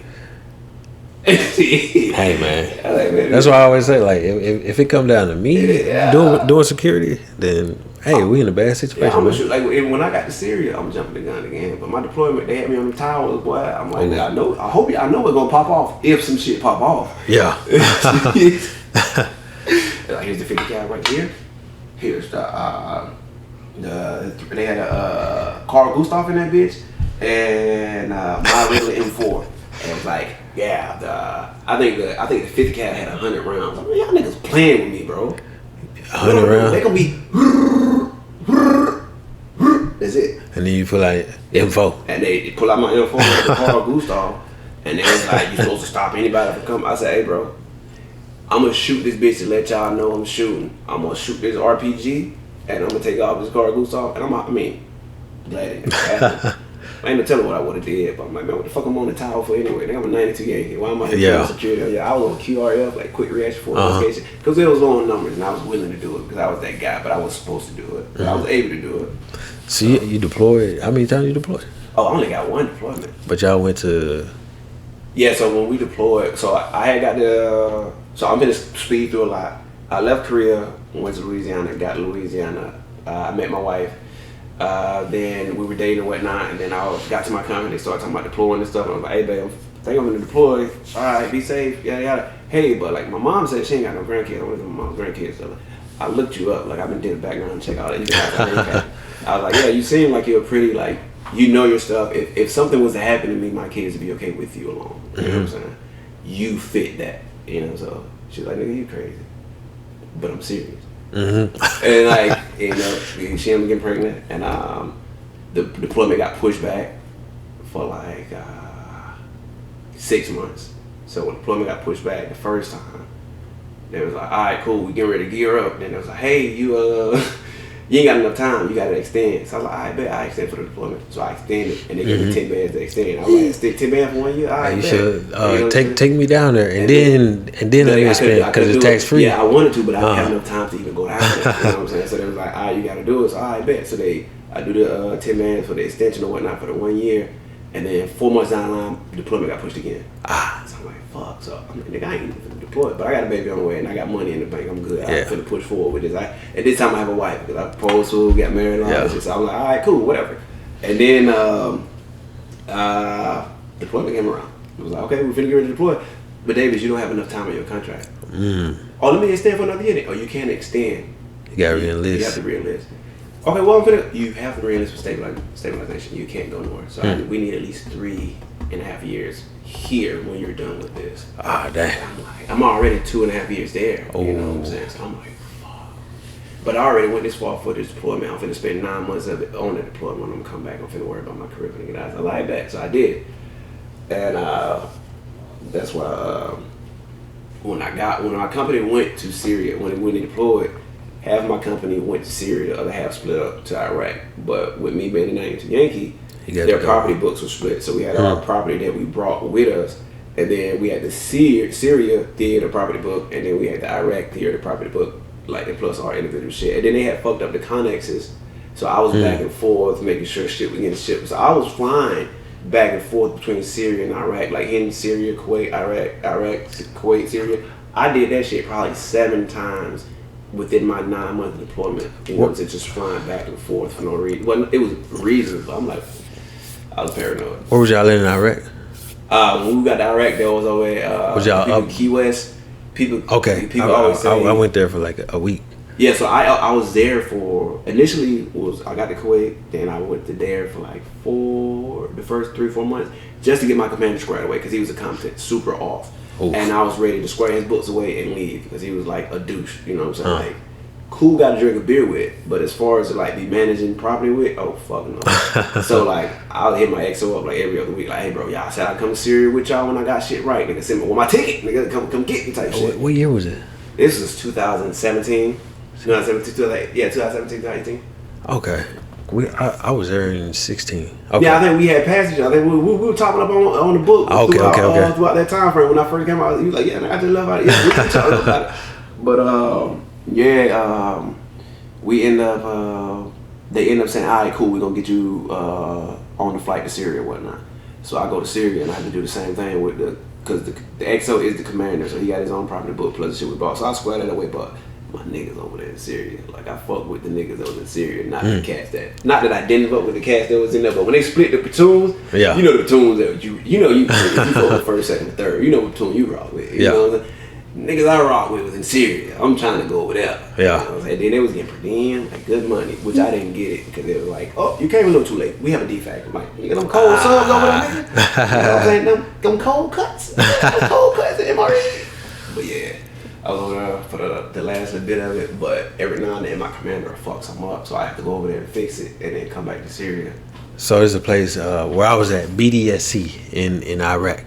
Mm-hmm. The best food.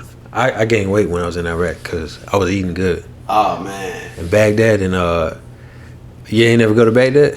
Y'all just Q West? I flew there. I stopped there, but I didn't. So you ain't getting no one overnight or nothing. Y'all just dang, you miss out on some good eating. But you know, we probably did, but I was just so impatient and so because like me being who I was when we deployed, I can say everything, man. So we got ready to deploy. They were telling me like it was basically like, hey, first platoon and second platoon are going to Syria. Third platoon, you guys are going to go take this village from this enemy. This is going to be the issue going on. You guys are going to be engaged in conflict like as soon as you get on the ground type shit. Davis, you're attached to third platoon. What the fuck? Not only do they not need me, these are the niggas that when I go to the range, they shoot 22s, 23s, 24. I ain't going with them. Oh, dang. I'm not getting no shit out here, boy. Like what? If you want to pair me with some infantry niggas, pair me with the ones at top notch. Don't pair me with the ones that I can outdo. Don't do that. And what I always say is, if 40 people coming at you, you kill 23, maybe the other little bit they gonna run away. You got a badge that say expert. I need you to hit 40 of them niggas. Yeah, because the numbers, you know, the numbers be crunched. So you walk around with that 40. I need you to hit 40. Yeah. 39 at your worst day. You know what I'm saying? So I wasn't ready to go with them. But then when we got there, they like halfway there, they were like on the plane. They were saying so much shit. Then when we landed, and then the sergeant major with us, he said some shit. So the whole mission had to change. So for like the first week and a half, we just in Kuwait sitting in a 40-man tent, just waiting for the mission to change up. That's chilling. Cause the village we were supposed to take, 82nd had came and took it. Oh, see, I was in there playing cards and stuff. Yes, we were just doing it. They tried to tell us we had to leave, so I made it say, hey, to somebody out here that might change the plan, come out rank me and tell me I ain't doing nothing. So we just parlayed for like 2 weeks. It was above my pay grade to ask questions about. Then I mean, we did a lot of shit. Me and my XO had to, you know, a lot of dumb motherfuckers deal with property and they didn't pack shit right. They didn't let anybody be the LMO, whatever the dude that shipped shit off. Mm-hmm. So like all these paperwork that's supposed to have what's in there, that shit didn't match up. So we really put in a lot of hours fixing that before they came out. I feel like I could have got a legitimate 92 Yankee Purple Heart for the shit that I had to do in Iraq at motherfucking from like 11 o'clock till 4 in the morning. In like 12 different contexts, breaking down properties, reading Syrian number with a fucking headlamp to man. What? Shit, but I was good at my job, nigga. You earned your check. Yeah, I earned my check. So anybody say I was just went doing shit. But you also I held up for 9 months. Syria pissed me off because I ended up getting my wife pregnant again before I left. She was kind of upset, but I was like, I just don't want you drinking with your whole ass friends. I'm finna be going out. She don't hear this? Nah, it was a joke. She took it like that. So but they pissed me off because they wouldn't let me come home for my son's birth. Oh wow. Yeah, they wouldn't let me come home. I was like, oh well, we kind of need you here. What? Yeah, my family kind of need me there. Yeah, I was like, what? You're too important. Y'all just sent 2 niggas home for BLC.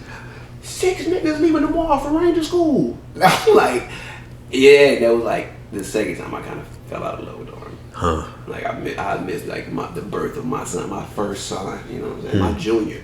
Yeah. Because you said you needed me to. Yeah. Yeah. I'm sure you what they call it, morale went down from there.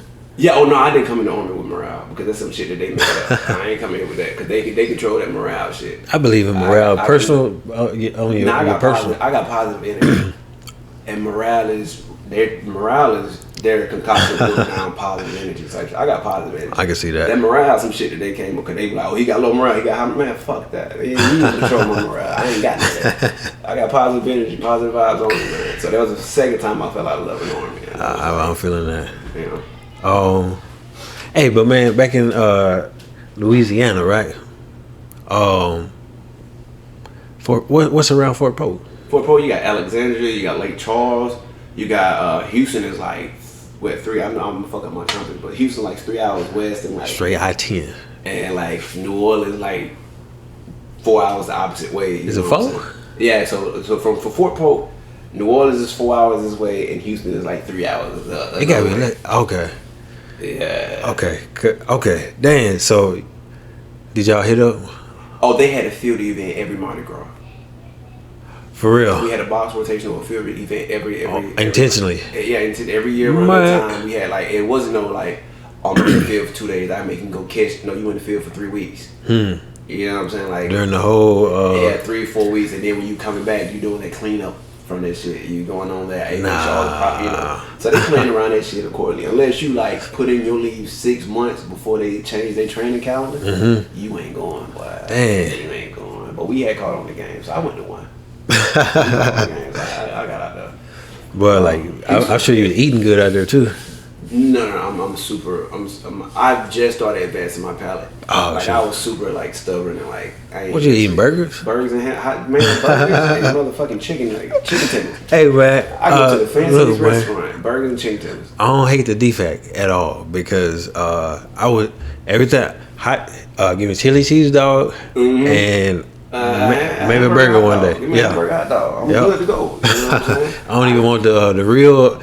I barely ate the real food. I'm the short order. I'm good. That short order. Cause when I want that macaroni and shit, I'm gonna go either cook my macaroni or I'm gonna have somebody I know to cook the way I want it. But a burger, that ain't gonna fuck my stomach up. Go ahead, give me that. Yeah, you can't too tough fuck up no burger or no chicken tender. Hey, you seen people do it though. People can, but it's just easy. Easy for that. So, but I've been starting to invest in my palate. You know what I'm saying? I be trying shit. You know what I'm saying? Now I'm willing to. You know, Dibble dabble. Hey, let's try this. Jamaican food or this fucking.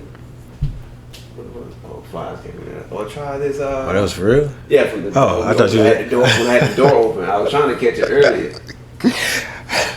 Alright. Oh, so your wife, she was a former soldier as well. Yeah, she was in the army too. So she got orders here or? No. By the time we came, she was already out. Oh, sure, okay. Yeah, my wife, she joined the army for them to pay for her master's degree. So when she finished her first contract, she did the time that she needed for them to pay for that. Ain't mad at it. So that's why I picked her. You know, we went over our future plans and stuff like that. Yeah, I got to make sure you stay with them. So she did. Yeah, that's good advice to do. We where we at now, but yeah, she got out and she started working at first. When she was still going to school, she was finishing up her school. She just got a job on post working at finance, so it was cool. And it was still a government job. She just came from it, transferred over, so she was like a GS like 7 or some shit. I don't know, but like either way, when the fucked up part about us coming here, it was during that COVID time, like when it was like fire hot. So I had got my orders to come here.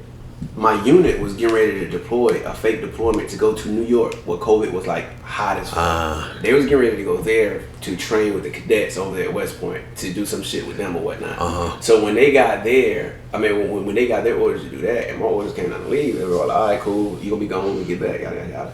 And then the whole COVID shit started really like affecting people's leave and like PCS and shit. And it was like, well, even though you're going stateside, you need a ETP, you need exception to policy in order for us to let you leave. I'm like, what I need exception to policy for? You told me I can leave. Now you told me I can ask you again. Like, you told me I can leave. I'm like, all right, that's how the army play. Like, you told me I can leave and go here, and now you telling me to ask you, can I leave and go here? Cool, I'll play this game.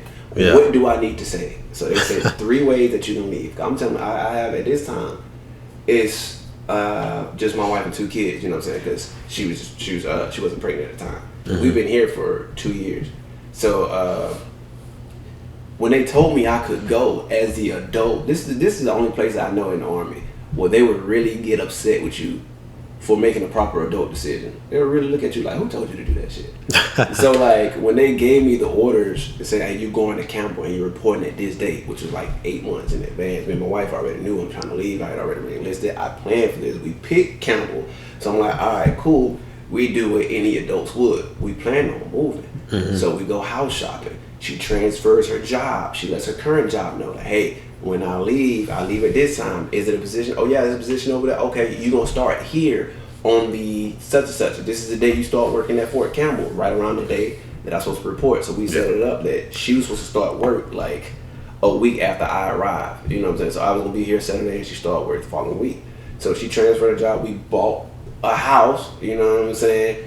And they was like, we didn't tell you to buy a house because of the pandemic. Like, we're not sure we can let you leave. Why would you buy a house? Nigga, what? So then it was like, well, the only way we can let you leave is if the unit that you're going to lets us know that you are critical to the mission. We need you.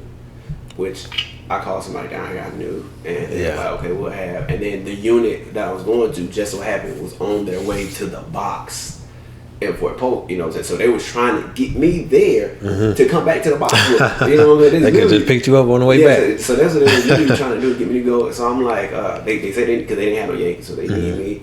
That didn't work. I wasn't important enough. So it was like, okay, you have to have some type of financial strength. I'm like, nigga, I just bought a house in a whole nother state off the BAH that y'all giving me here that you guys are still taking for housing because you say you don't have enough room for me to get a barracks room because I haven't left yet. So they can't give me a barracks room because they don't have a room for the barracks room. And then it was like, since you're a sergeant, you're getting BAH, we can't just put you in the barracks because it's like you getting over on the system type shit. Like, so you make me stay in Louisiana, Fort Polk housing, pay housing, still receiving their BAH rate, paying their BAH because you don't pay it, they snatch that out. I was on post, they snatch it, you know. And then go back in my pocket and pay the mortgage for the house I got in Clarksville that you won't let me go to.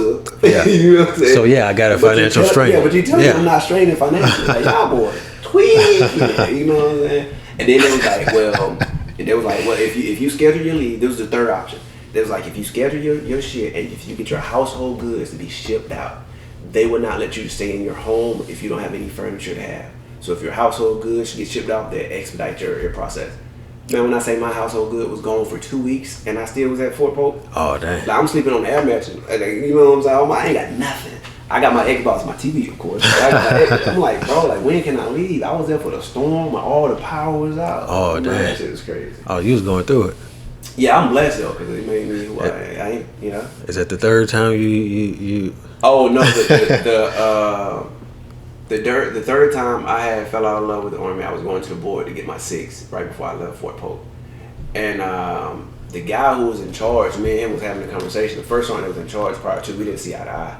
So his conversation with me was, hey, if we don't see eye to eye, that's something you shouldn't have to disagree with me with because I'm the first sergeant, I have the experience in this. Now, I understand you are the junior NCO, you're trying to develop your leadership skills, but my leadership skills have already been developed and refined. So what I know is what I know best, and I'm telling you this, and you need to take it and listen to it. Which, respectfully, I said I could take that. That is 100% understood. But that doesn't mean I have to agree with it. Understanding it and agreeing with it is two different things. Yeah. You can't force me to be the leader that you tried to be. It's not how that works. And it's a new army. I said I'm gonna approach people the way I approach people. I ain't gotta yell. I ain't gotta curse. I ain't gotta smoke a motherfucker. I can talk to people. We have heart-to-heart conversation. If it don't work, well, motherfucker heartless. That's how I feel. He wasn't meant to be talked to, you know? Yeah. But like, I'm not finna be who you wanted to be, you know? And he got pissed off.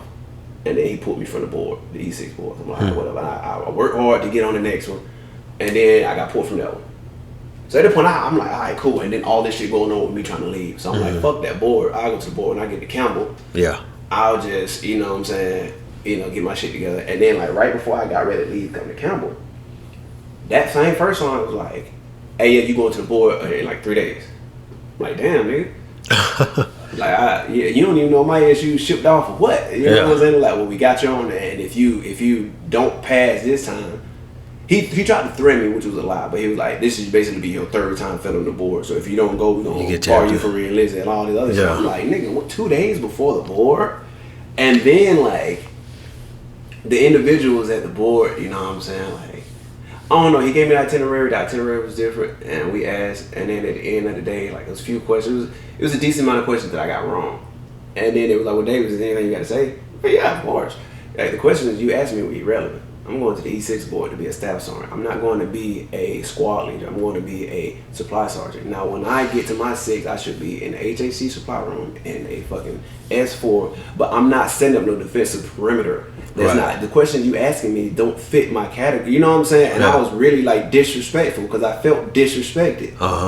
And niggas really looked at me and they could not comprehend or understand what I was saying. And I was like, no, I can't fault them for being dumb. They just closed up. I don't know what it was, but like I'm telling them, like nigga, this ain't ask me my job. You know right. But I'm letting they were like, yeah, but you still should know this stuff. No, you shouldn't. Okay, you know what I'm saying? All right, cool. Ask them what's your how do you? They didn't know nothing. You should know. You're first sergeant. You're a sergeant major. It's not their job though, because as a soldier, you should know everything that protects your country. That's what one of the first sergeants said to me. He said, as a soldier, you should know what you need to know to protect your country. Nigga, what? Did you know how to shoot a gun? You just, you talking about set up a defensive perimeter? I'm going to set up a defensive perimeter in my country? Or you talking about set up one in Iraq? Because if I set up one in Iraq, y'all wrong, because that ain't my job. That's yours. You know? But like, that was the third time I fell out of love. And then I was finna just ride my ETS out, which was September of this year. I was finna just ride it out. And my back was already fucked up, and I had like reports on I've been going to physical therapy, and I was going to chiropractor and all that shit. But I was just going ETS and then like get whatever VA compensation I felt like I deserved for the injury that I had, got from the Army. And then like after one of my physical therapy sessions, the dude was like, "Hey bro, you ain't never tried a med board?" He's like, "I'm gonna put you in for a med board," because he's like, "You get out in September, so you're not trying to stay in. Like, why not go for the med board? Your shit fucked up." He explained up. I was like, "Yeah, go for it." And then I went for the med board. All the shit was a quick turnaround. I was like, I'm just trying to get out at this point. I don't even care. Yeah, I feel you, man. Because I had already fell out of love with it. So once you fall out of love with something, I didn't want to grow to hate it. So it could come. The reason I went to Korea, I was like, I hated in the beginning, and then boom, I was good and I was happy, and then I was like, let me do one more overseas, and then I'll get out, But I hated it in Korea. You should have yeah. That's why. But then I left Korea, boom, back up, and a little bit down. It's like a roller coaster, but you don't never know. It could be straight downhill. Yeah, gonna be it's too much of a fun. Yeah. The Army fluctuates your life too much for you to have a situated, consistent life. Here's a go. So okay, I'll tell you. This is what I always say. 51-49. 51-49. Yeah. That's 51% love it, 49% hate it, and sometimes they switch. Nah, man. I don't think I ever. I think I got out, before I grew to hate it. Some people I just like a lot. Certain things I just like, but I don't hate. Cause it's like a toxic relationship. Like this stuff is stupid, but I'm having a good time. Like you hate the stupid stuff that you might be doing here and there, but then you love the people that you're doing it with. Like I see the post, we'll be like, I'm waking up in the morning. It's 3:00 in the morning. I'm getting all my shit together. I'm halfway asleep. I get to the load up point. It's 5:00. I'm throwing all my gear on here. I gotta go stand in line and get a gun. They gonna rifle. That's gonna take 45 minutes. I'm still halfway asleep. I'm starving. I'm like, fuck. I go outside with my weapon. I look up. I see 3 of my partners out there rasping, acting like an asshole. At least I got these niggas I gotta do this shit with. But that's why I like, because they've introduced me, the Army itself has introduced me to so much. Like I could never hate it. But I almost was at that point. That's why I was like, I gotta go. Got to go. It's fun though. Honestly, I can see myself doing something else. But this is I really enjoy it because just the opportunities of being cool with everybody and like the type of, I'm in a contracting command. I didn't even know that was a thing, but I'm in it now. Mm-hmm. You know, when I joined, I thought it was going to be straight shooters all day. I thought the whole thing was going to be like basic training. But I went to Korea. I was just working at a church. Oh, wow. Enjoying my life. And then I went to Fort Campbell. I was in a behavioral health unit. And I went back to Korea. That's when that's when I was in the suck. But I came back here to Fort Campbell second time. I was in the infantry unit. And that's my first time being around infantry was, 6 years in. So, but I was like, what is infantry like? I don't know, but I'm ready to see it. When I saw it, I was like, this is it. This is funny. You know, like the people, they weird. Like they. Yeah, when I first saw infantry, I was like, this ain't it. When I said motherfucker like, hey bro, I bet you $1 you won't eat that roast. Yeah, man. $1, bro? $1, really? That's why it's so funny, man, because it's so stupid. What? I beat you in your mama ass. Yo, man, because it's stuff like they just like. The camera, my bad. Nah, it's entertainment, man. Like, okay, yeah. So yeah, but with that being said, like no more wild, but like some of my closest friends are 11 Bravo. Yeah. Like some of my closest friends, I know they'll put. I ain't gonna say I'll take a bullet for nobody. I wouldn't say I'll take a bullet for you. I got other people who I gotta live for, but. Come like death, I put a bullet in the motherfucker for you. You know what I'm saying? And those are the individuals that I've met. And most of those are 11 Bravos, man. Most of them boys, you know. So they wild, man. They crazy. They're a little suspect. All of them, 100%. Yeah, isn't they suspect? Yeah. But they some cool guys, man. Yeah. They don't start being fucked up until they hit E6s and shit. And then that's what type of individual. Because then you got to deal with all that craziness that you just got away from. Yeah, you got to tell them not to do it. Because as 11 Bravo, it probably takes you to get to your E6 before they truly start treating you like an adult. And then they're going to treat you like a military adult. So you're still going to be a child to them. But as 11 Bravo, you're treated like a child, probably until you get your 6, nigga. So, Fort Campbell, man, you said y'all been here 2 years? Yeah, 2 years. And you've been exploring your palate a little bit more. You've been eating. So what you eat out here? What's some of your spots? Well, I mean, I'm not saying that I'm expanding my palate like I'm just going out tasting. But right now I'm not in the hell no, I ain't tasting that. I'm not that guy anymore. You know. So I've of course we all had like Mexican food. I had some Jamaican food. My wife was Haitian, like Haitian food. Right now, as far as not what I'm used to eating, that is the only thing that outside of the norm that I would go to, like the Haitian food and stuff, or the Jamaican restaurants and shit like that. I'll tell you something. My homie, she put me on to Chicken Bacon Ranch pizza from Louisi's. Go to Louisi's. Oh, yeah, I've been to Louisi's. Okay. But that's just pizza, you know. Yeah, it's pizza. Oh, but I'm just place around here? Yeah. Oh, yeah, I've been to Louisi's. I've been to almost every pizza joint around here, you know what I'm saying? So, you know, it's not American. Can't really go wrong with pizza. Louisi's pizza, right?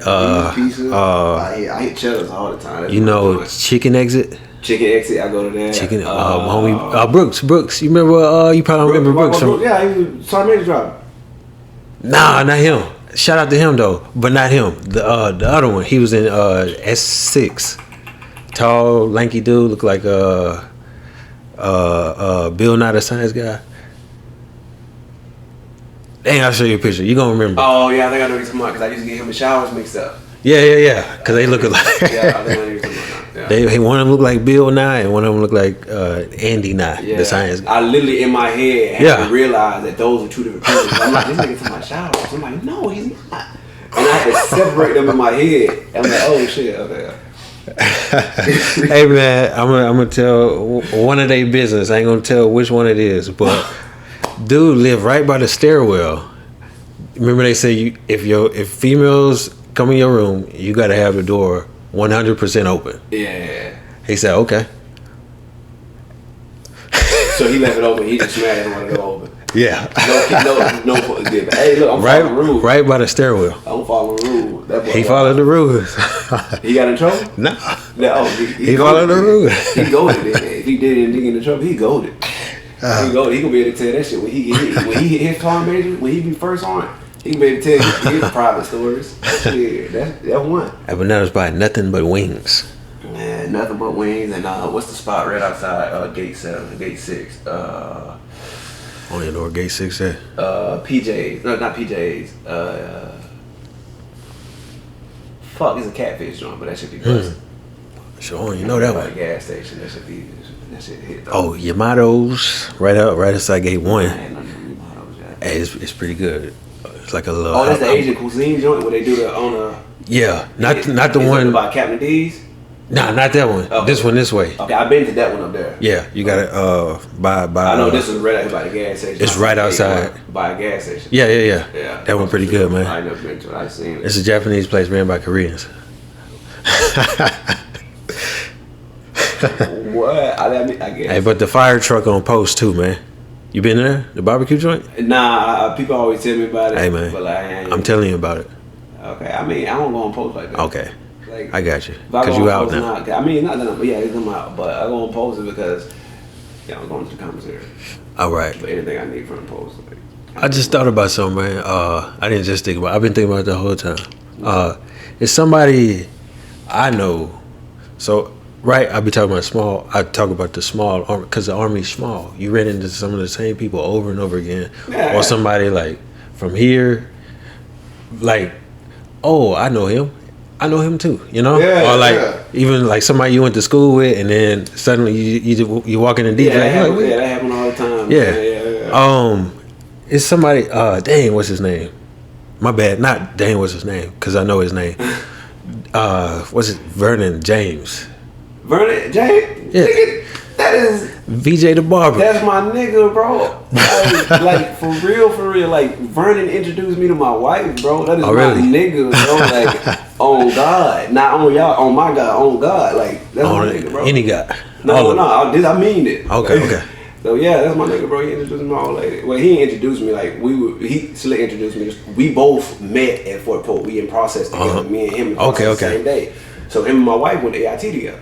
Oh, You know what I'm saying? okay. So I'm chopping it up with him when I first got there, just a regular nigga. We ain't even, get to our unit yet. Chopping it up, shooting shit. And I'm like, damn, man, I'm trying to find out, like, I need to find a barber on this bitch. He's like, shit, nigga, I cut you up. Yep. Let me He see will. something. He sure will. I'm like, let me see. He like, nigga, I cut for real. Yeah. Man, make it happen. Let go. You know what I'm saying? Then he just started clicking up from that. Then we going to, like, the assemblies and whatnot. And I guess we was in one of them, and he sat up front, and my wife was up there, and she sat up front, and they were familiar with each other. Well, she wasn't my wife at the time and whatnot. So, like, I'm like, damn. Okay. So she was sitting up there next to him. I was like, damn, okay, she's cute. You know what I'm saying? Okay, boom. And we broke for lunch. And then I remember I went to I went to the food court, and I saw him and her and, like, some other people they knew in line. So me and Ron, I'm like, hey, Johnny, what's up, baby? He's like, oh, shit, what's up, daddy? Yeah. Hey, what you get? I said, I'm finna go ahead and get that, but let me holler at you real quick when you get done. So he got his food, he was waiting for his shit, he came out of me. I'm like, hey, are you talking to her? Is it your girl? Yada. I don't want to be rude, disrespectful. Yeah. He's like, nah, nigga, that's my dear. You know, that's my sister, you know what I'm saying? Yeah. You ain't gonna talk to her. You know what I'm saying? He kind of like try to hype me up, dig me up, because she's a real, like, church girl, you know what I'm saying? Yeah. He didn't know much of me, but he was just like, that probably ain't your type, man, because he probably thought I wasn't one of those shots, you know? He probably thought I wasn't one of those assholes. But at the end of the day, I was like, shit, nigga. All right, cool. You sure you ain't talking to her? He's like, nah, I ain't. I said, all right, bet. I feel what I mean. And, like, I went over there and introduced myself. Well, I walked over there and he was like, oh, Madeira, this is my friend, boom. And as you say before, I heard you say this before, you got the gift of gab. I got it.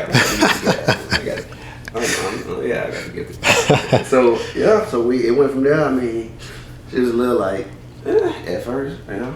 But I was like, it was just, I don't know, I guess I was different.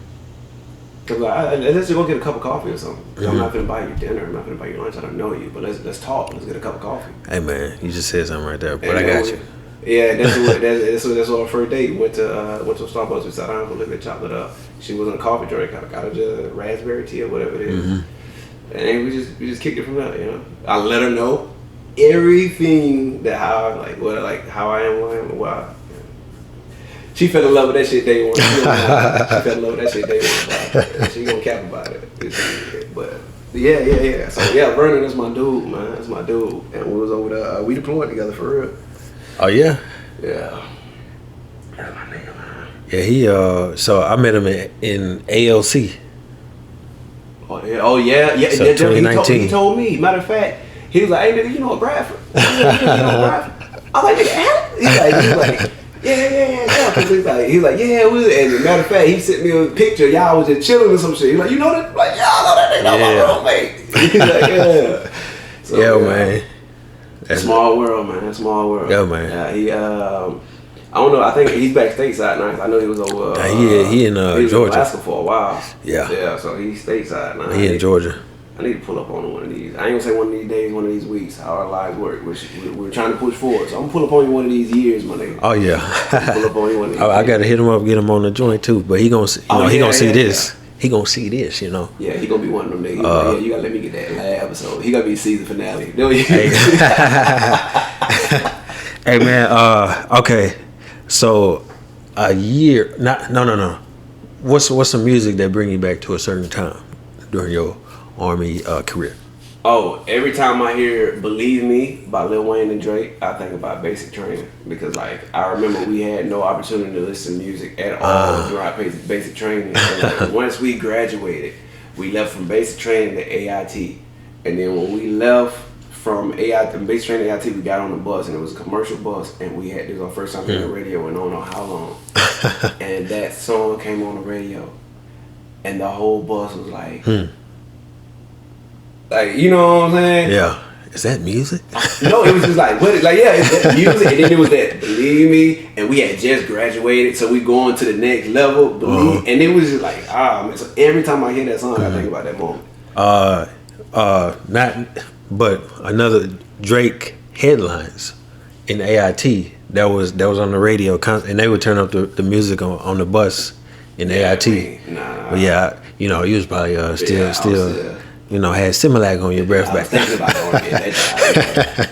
And in Korea, what's the Brooks, the other Brooks. Every time I hear that Drake, "I Am Legend," 'cause I remember he had took Sergeant Major Whip, and we downloaded the album, and we put that bitch in the aux, and we had someone to be in going around for like 30 minutes listening to that whole album. Rhinoceros. Yeah, rhinoceros shit. We went we left. That's the ugliest vehicle. I think we went to McDonald's. We didn't go, but we went to McDonald's. Yeah. And turned around just to listen to that Drake album. Yeah.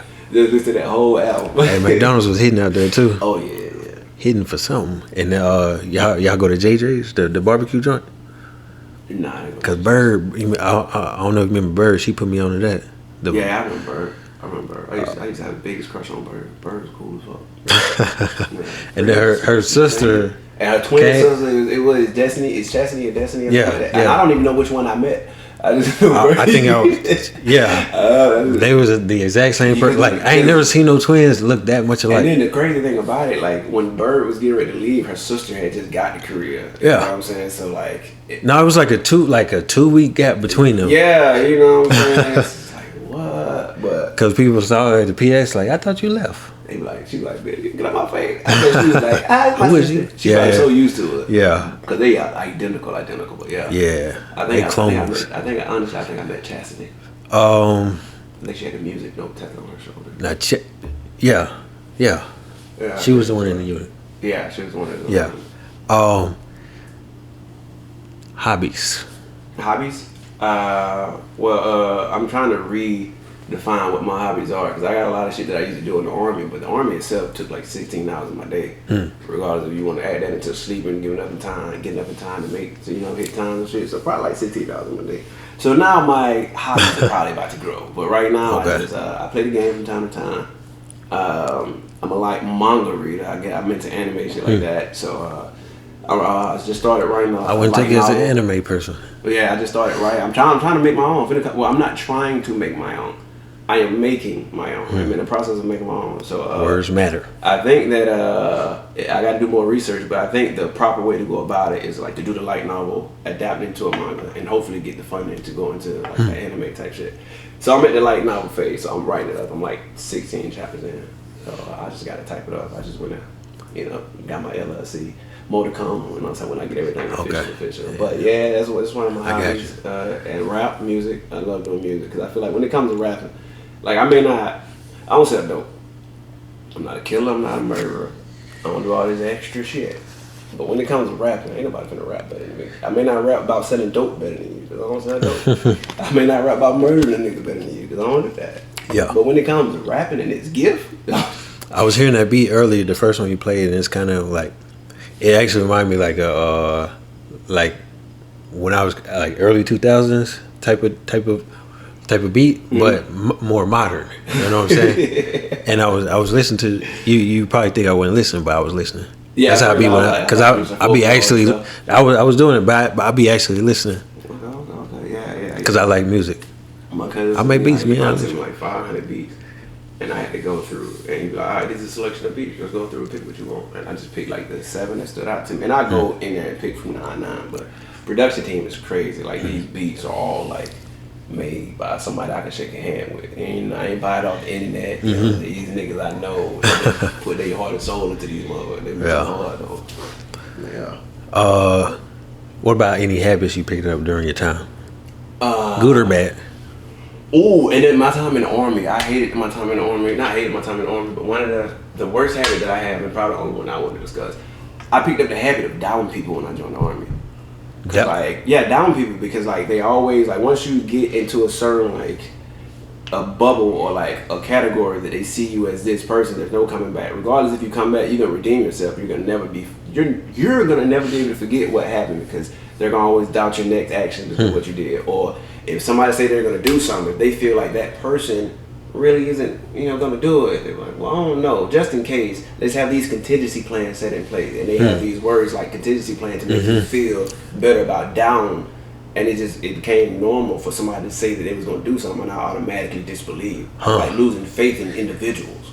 That shit, no, like I don't know you, so why would I not trust what your words? You have not done me wrong, so why would you, when I meet you, I automatically assume that you're lying about what you're saying? Why would I doubt you? The Army was made me do that. I picked that habit up from the Army. That's the first time I heard something like that. Yeah, that's why I'm done with it. But I can't. It was fucking me up. Boy. It was fucking me up. It's gonna make me into a monster. Man. Okay. You remember your first car? My first car was a Nissan. In the Army? Yeah, it was my first car in the Army. It was my first car ever. Oh, sure. Yeah, I didn't. My mom and dad didn't buy me shit. Same side, same thing right here. So when I got me a 07 Nissan Xterra, Army green custom paint, which was purty to me. It was women. Transmission was fucked up. The axle was bad, but I was like, nigga, I put $8,000 out my bank and I paid for that motherfucker, so it was mine. So whenever it needed to be fixed, I had to go in that same bank and put money into it and fix it because it was mine. So I shouldn't have got it. But either way, I love that car. My wife wanted to make me got rid of it because after was getting ready to move, was getting ready to leave for Polk, and I was like, oh well, my vehicle, I love my Xterra. I had my 12s in that bit. You know how it is. But I'm a family man now. I can't have my kids in the car sitting with the 12. You know what I'm saying? And she was like, well, I'm driving my car. But she was like, I'm driving my car, which is a Nissan Xterra. She was like, and I had just got my Volkswagen Atlas, so I just bought Atlas. So she's like, okay, I'm driving in my car, you're driving your car. So how is this the truck coming? You gonna pull it? You gonna go buy? You gonna rent a trailer? You really pull? I don't like to do that. I'm lazy as fuck. She know I am. I'm gifted. I'm warm-hearted and I'm loving, but I'm lazy.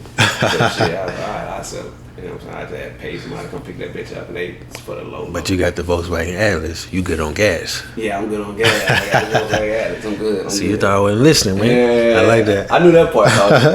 real rap. You prefer overseas or stateside? It depends on who you are. For me, I prefer stateside because I'm a family man. I know a lot of places across sea, they don't let you take your family with you unless you got those special assignments. Sometimes. But now you can take your family to Korea, but we just couldn't do it at Casey. But like down area 3, like Humphreys and stuff, and Youngstown when it was open, you could take your family there. Well, I don't know. I know a lot of assignments that I had got offered. They were like, they wouldn't let me go. Like I had got offered like. I think either one time I got offered. Yeah, I got offered Qatar or something, and they wouldn't let me go. I wouldn't let my wife go because she was on like a profile because she had just gave birth, so she was still like. But then it was like if she did come, she wouldn't come until like a year after you got there. So the fact that all that don't matter. So I'm like, that'd be pretty dope though. Yeah, I probably wouldn't have been married. I mean, I'm saying it. Yeah. So God knows who I am. You know what he is. Yeah. Thank you. Okay, since you did a lot of field time, what's your MRE? What's your go-to? Oh, I gotta control my shit. I gotta make sure I shit properly in the field. So I'm gonna eat only chili mac and chili and beans, and I'm gonna eat the tuna in between. Those are the only three I'm fucking with. And you had first dibs because I got first dibs because I brought them out there. Right. You ever had the pizza one? Yeah, I ain't like that much. It ain't that. I tried to warm it up. It don't even warm up. It's good for the fact that it's pizza and MRE. Yeah. But it ain't worth me looking for it. Nah. You get your haircut at the PX? I do not get that. PX2 special. Yeah, let me finish the question. No, Playboy. I remember my first time getting the cut at the PX. I remember I came to that bit and like, if I was to, you know how T.I. used to wear his hat cocked to the side? Yeah. If I was to put my hat on where my hairline was, that's how my hat would sit after that. Fuck my shit up. Boy, I was like, nah, I play. What about in Korea though? In Korea, I'm asking people they know how to cut hair. And I finally went to the one off post. There's one off post right across the street. Right across the street, and then they told me it was one that you could pay them, and then they prostitutes too, so they'll cut your hair and they'll fuck you. And I'm like, well, I'm not at that level yet. I just want a haircut. You know what I'm saying? I ain't trying to go there. You know what I'm saying? So I went straight across the street when you go, and like for the first 5, because Newsom took me to that barbershop straight across the street. He let me know like they cut niggas hair. So that was the barbershop I went to like for the first 6 months, and then like I think I found niggas that knew how to cut hair that was great. I'm like, okay, I'm gonna pay them $15, and I can just shoot you. You know, because if I'm paying them $15, I'm probably giving them $20, because I always do a $5 tip. So if I'm paying you $10, I'll give you $15. Hey man, you know who Ali Sadiq is? Ali Sadiq. Oh yeah, Young Ali. No, I don't know. He's a comedian. No. Stand up. Hey man. I don't know. I'm not roasting you right now, but y'all kind of look alike. He may be good for you. It's a lesson. But you gotta watch this stuff. He's pretty good. Handsome individual. Bless you. Hey, okay. One gotta go, right? The PX for commissary. Oof. Shit. The PX. Well, yeah, the PX. Easy. Oh no, the commissary. If I can go in there with my military star card and get a wash machine and an Xbox for like, you know what I'm saying, for the low, or put it on with low interest or some shit like that. The PX, you know, if I decided to go that route, commissary, I'm just buying groceries for the cheap. I can finesse and do like tax add it up properly and find areas that sell cheap meat. Go to Publix for my fruit, and go to somewhere else for my canned goods. You know, that makes sense. So, that makes sense. Yeah, the PX. Is it? The PX to stay. PX got to stay. Got to. I remember Especially when they had a star card. Boy, I ain't know what I had. had. That was my first time getting a credit card. I ran mine up too. They told me off the muscle. They was like, "Yeah, you have 700 here. You have 600 here. Where's your TVs, man?" TV and the Xbox. So like, the first day I got the card was maxed. Because I went and got a TV and a credit card on the retail side. I went and got a TV and a game controller on the retail side. I went and got 2 uniforms and a pair of boots on the clothing and sales side, because they split the funding and shit. Like that. So like my whole time in Korea, I was paying that motherfucker off. But now you know, you probably know not to do that no more. You know what I'm saying? Oh yeah, this is. I mean, I let my wife handle most of the finances. And speaking of wife, it's almost 8 o'clock, man. I know she gonna be mad, cause you know, a little bit, you know, but it's all good. Hey, do I want to shout out some folks before we end it? Let's shout out some people. All right, shout out all. First of all, shout out my man's Bradford, Alex. I know him as Alex. Told me to call him Alex. That's what I stand. You know, that's how. It's all good, man. So shout out to him coming through. He been trying to link up with me for a while. My schedule's been back and forth. I ain't been able to sit down. It's been looking like I've been ducking and dodging. But you had to wait to. He stayed true. He put us. So shout out to him for coming out this way. I couldn't let you say all them N words had you still been in. Yeah. So Twiggy, Kiana, you know what I'm saying? Of course, she gave me a shout out. I forgot her platform. I want to hit, but she got the it's like changing the world with a smile. It's beautiful. It's not that. It's not the slogan, but I'm just saying like it's. Dang, I got it. It's on the. My bad. When she see this, I'm tell her my shout bad. Out to my boy Newsom. You know what I'm saying? You know, I ain't spoke to him in a while. I'm gonna shout out my boys. My 11 Bravos that were cool. I was telling you about my boy John, Juven, you know, Indrick, Oscar, Rayleigh, James, my wife, my family, my team back home. You know, we finna do this music shit. Everybody that I came across, you know, everybody who know me, man. Just have a blessed day, I guess. Shout out to everybody. Yeah, man. Yeah, man. Dang, I can't even think of. I'm still trying to think of the name of the joint, but it's all good because you know, we're gonna send her a picture right now. Anyway, we good? It is. I'm gonna tell you right now. She ain't healing out loud. She ain't gonna be mad at me. Healing out loud. Healing out loud. Healing out. She's supposed to send me a T-shirt the other day. I told her I'm gonna pay on Friday when I get paid. Healing out loud. I buy a T-shirt just to promote. And shout out my boy KG. You know what I'm saying? I got his shirt on. I got everybody. I be trying to advertise. So if y'all got a sticker or something when you get your stuff going, I'll put this Hunter right here. You need to hit him up for the music stuff too. Okay. My boy Emotional America, Rich Porter down in Nashville. Y'all need some photos. He raw. He was in Korea at the same time as us. Matter of fact, I saw that post too you made because I was telling him I was going to bring it to my wife because she wanted to take family pictures for my throat. She wanted to do 7 month pictures at that time. And you posted about him probably like 3 weeks ago. He's good. Like you showing, Yeah. But yeah, man, let's wrap it up. Yeah, how do we wrap it up? How you want to end it? That's it. We just say that's it. Okay. And we got to do it like this. That's it. All right.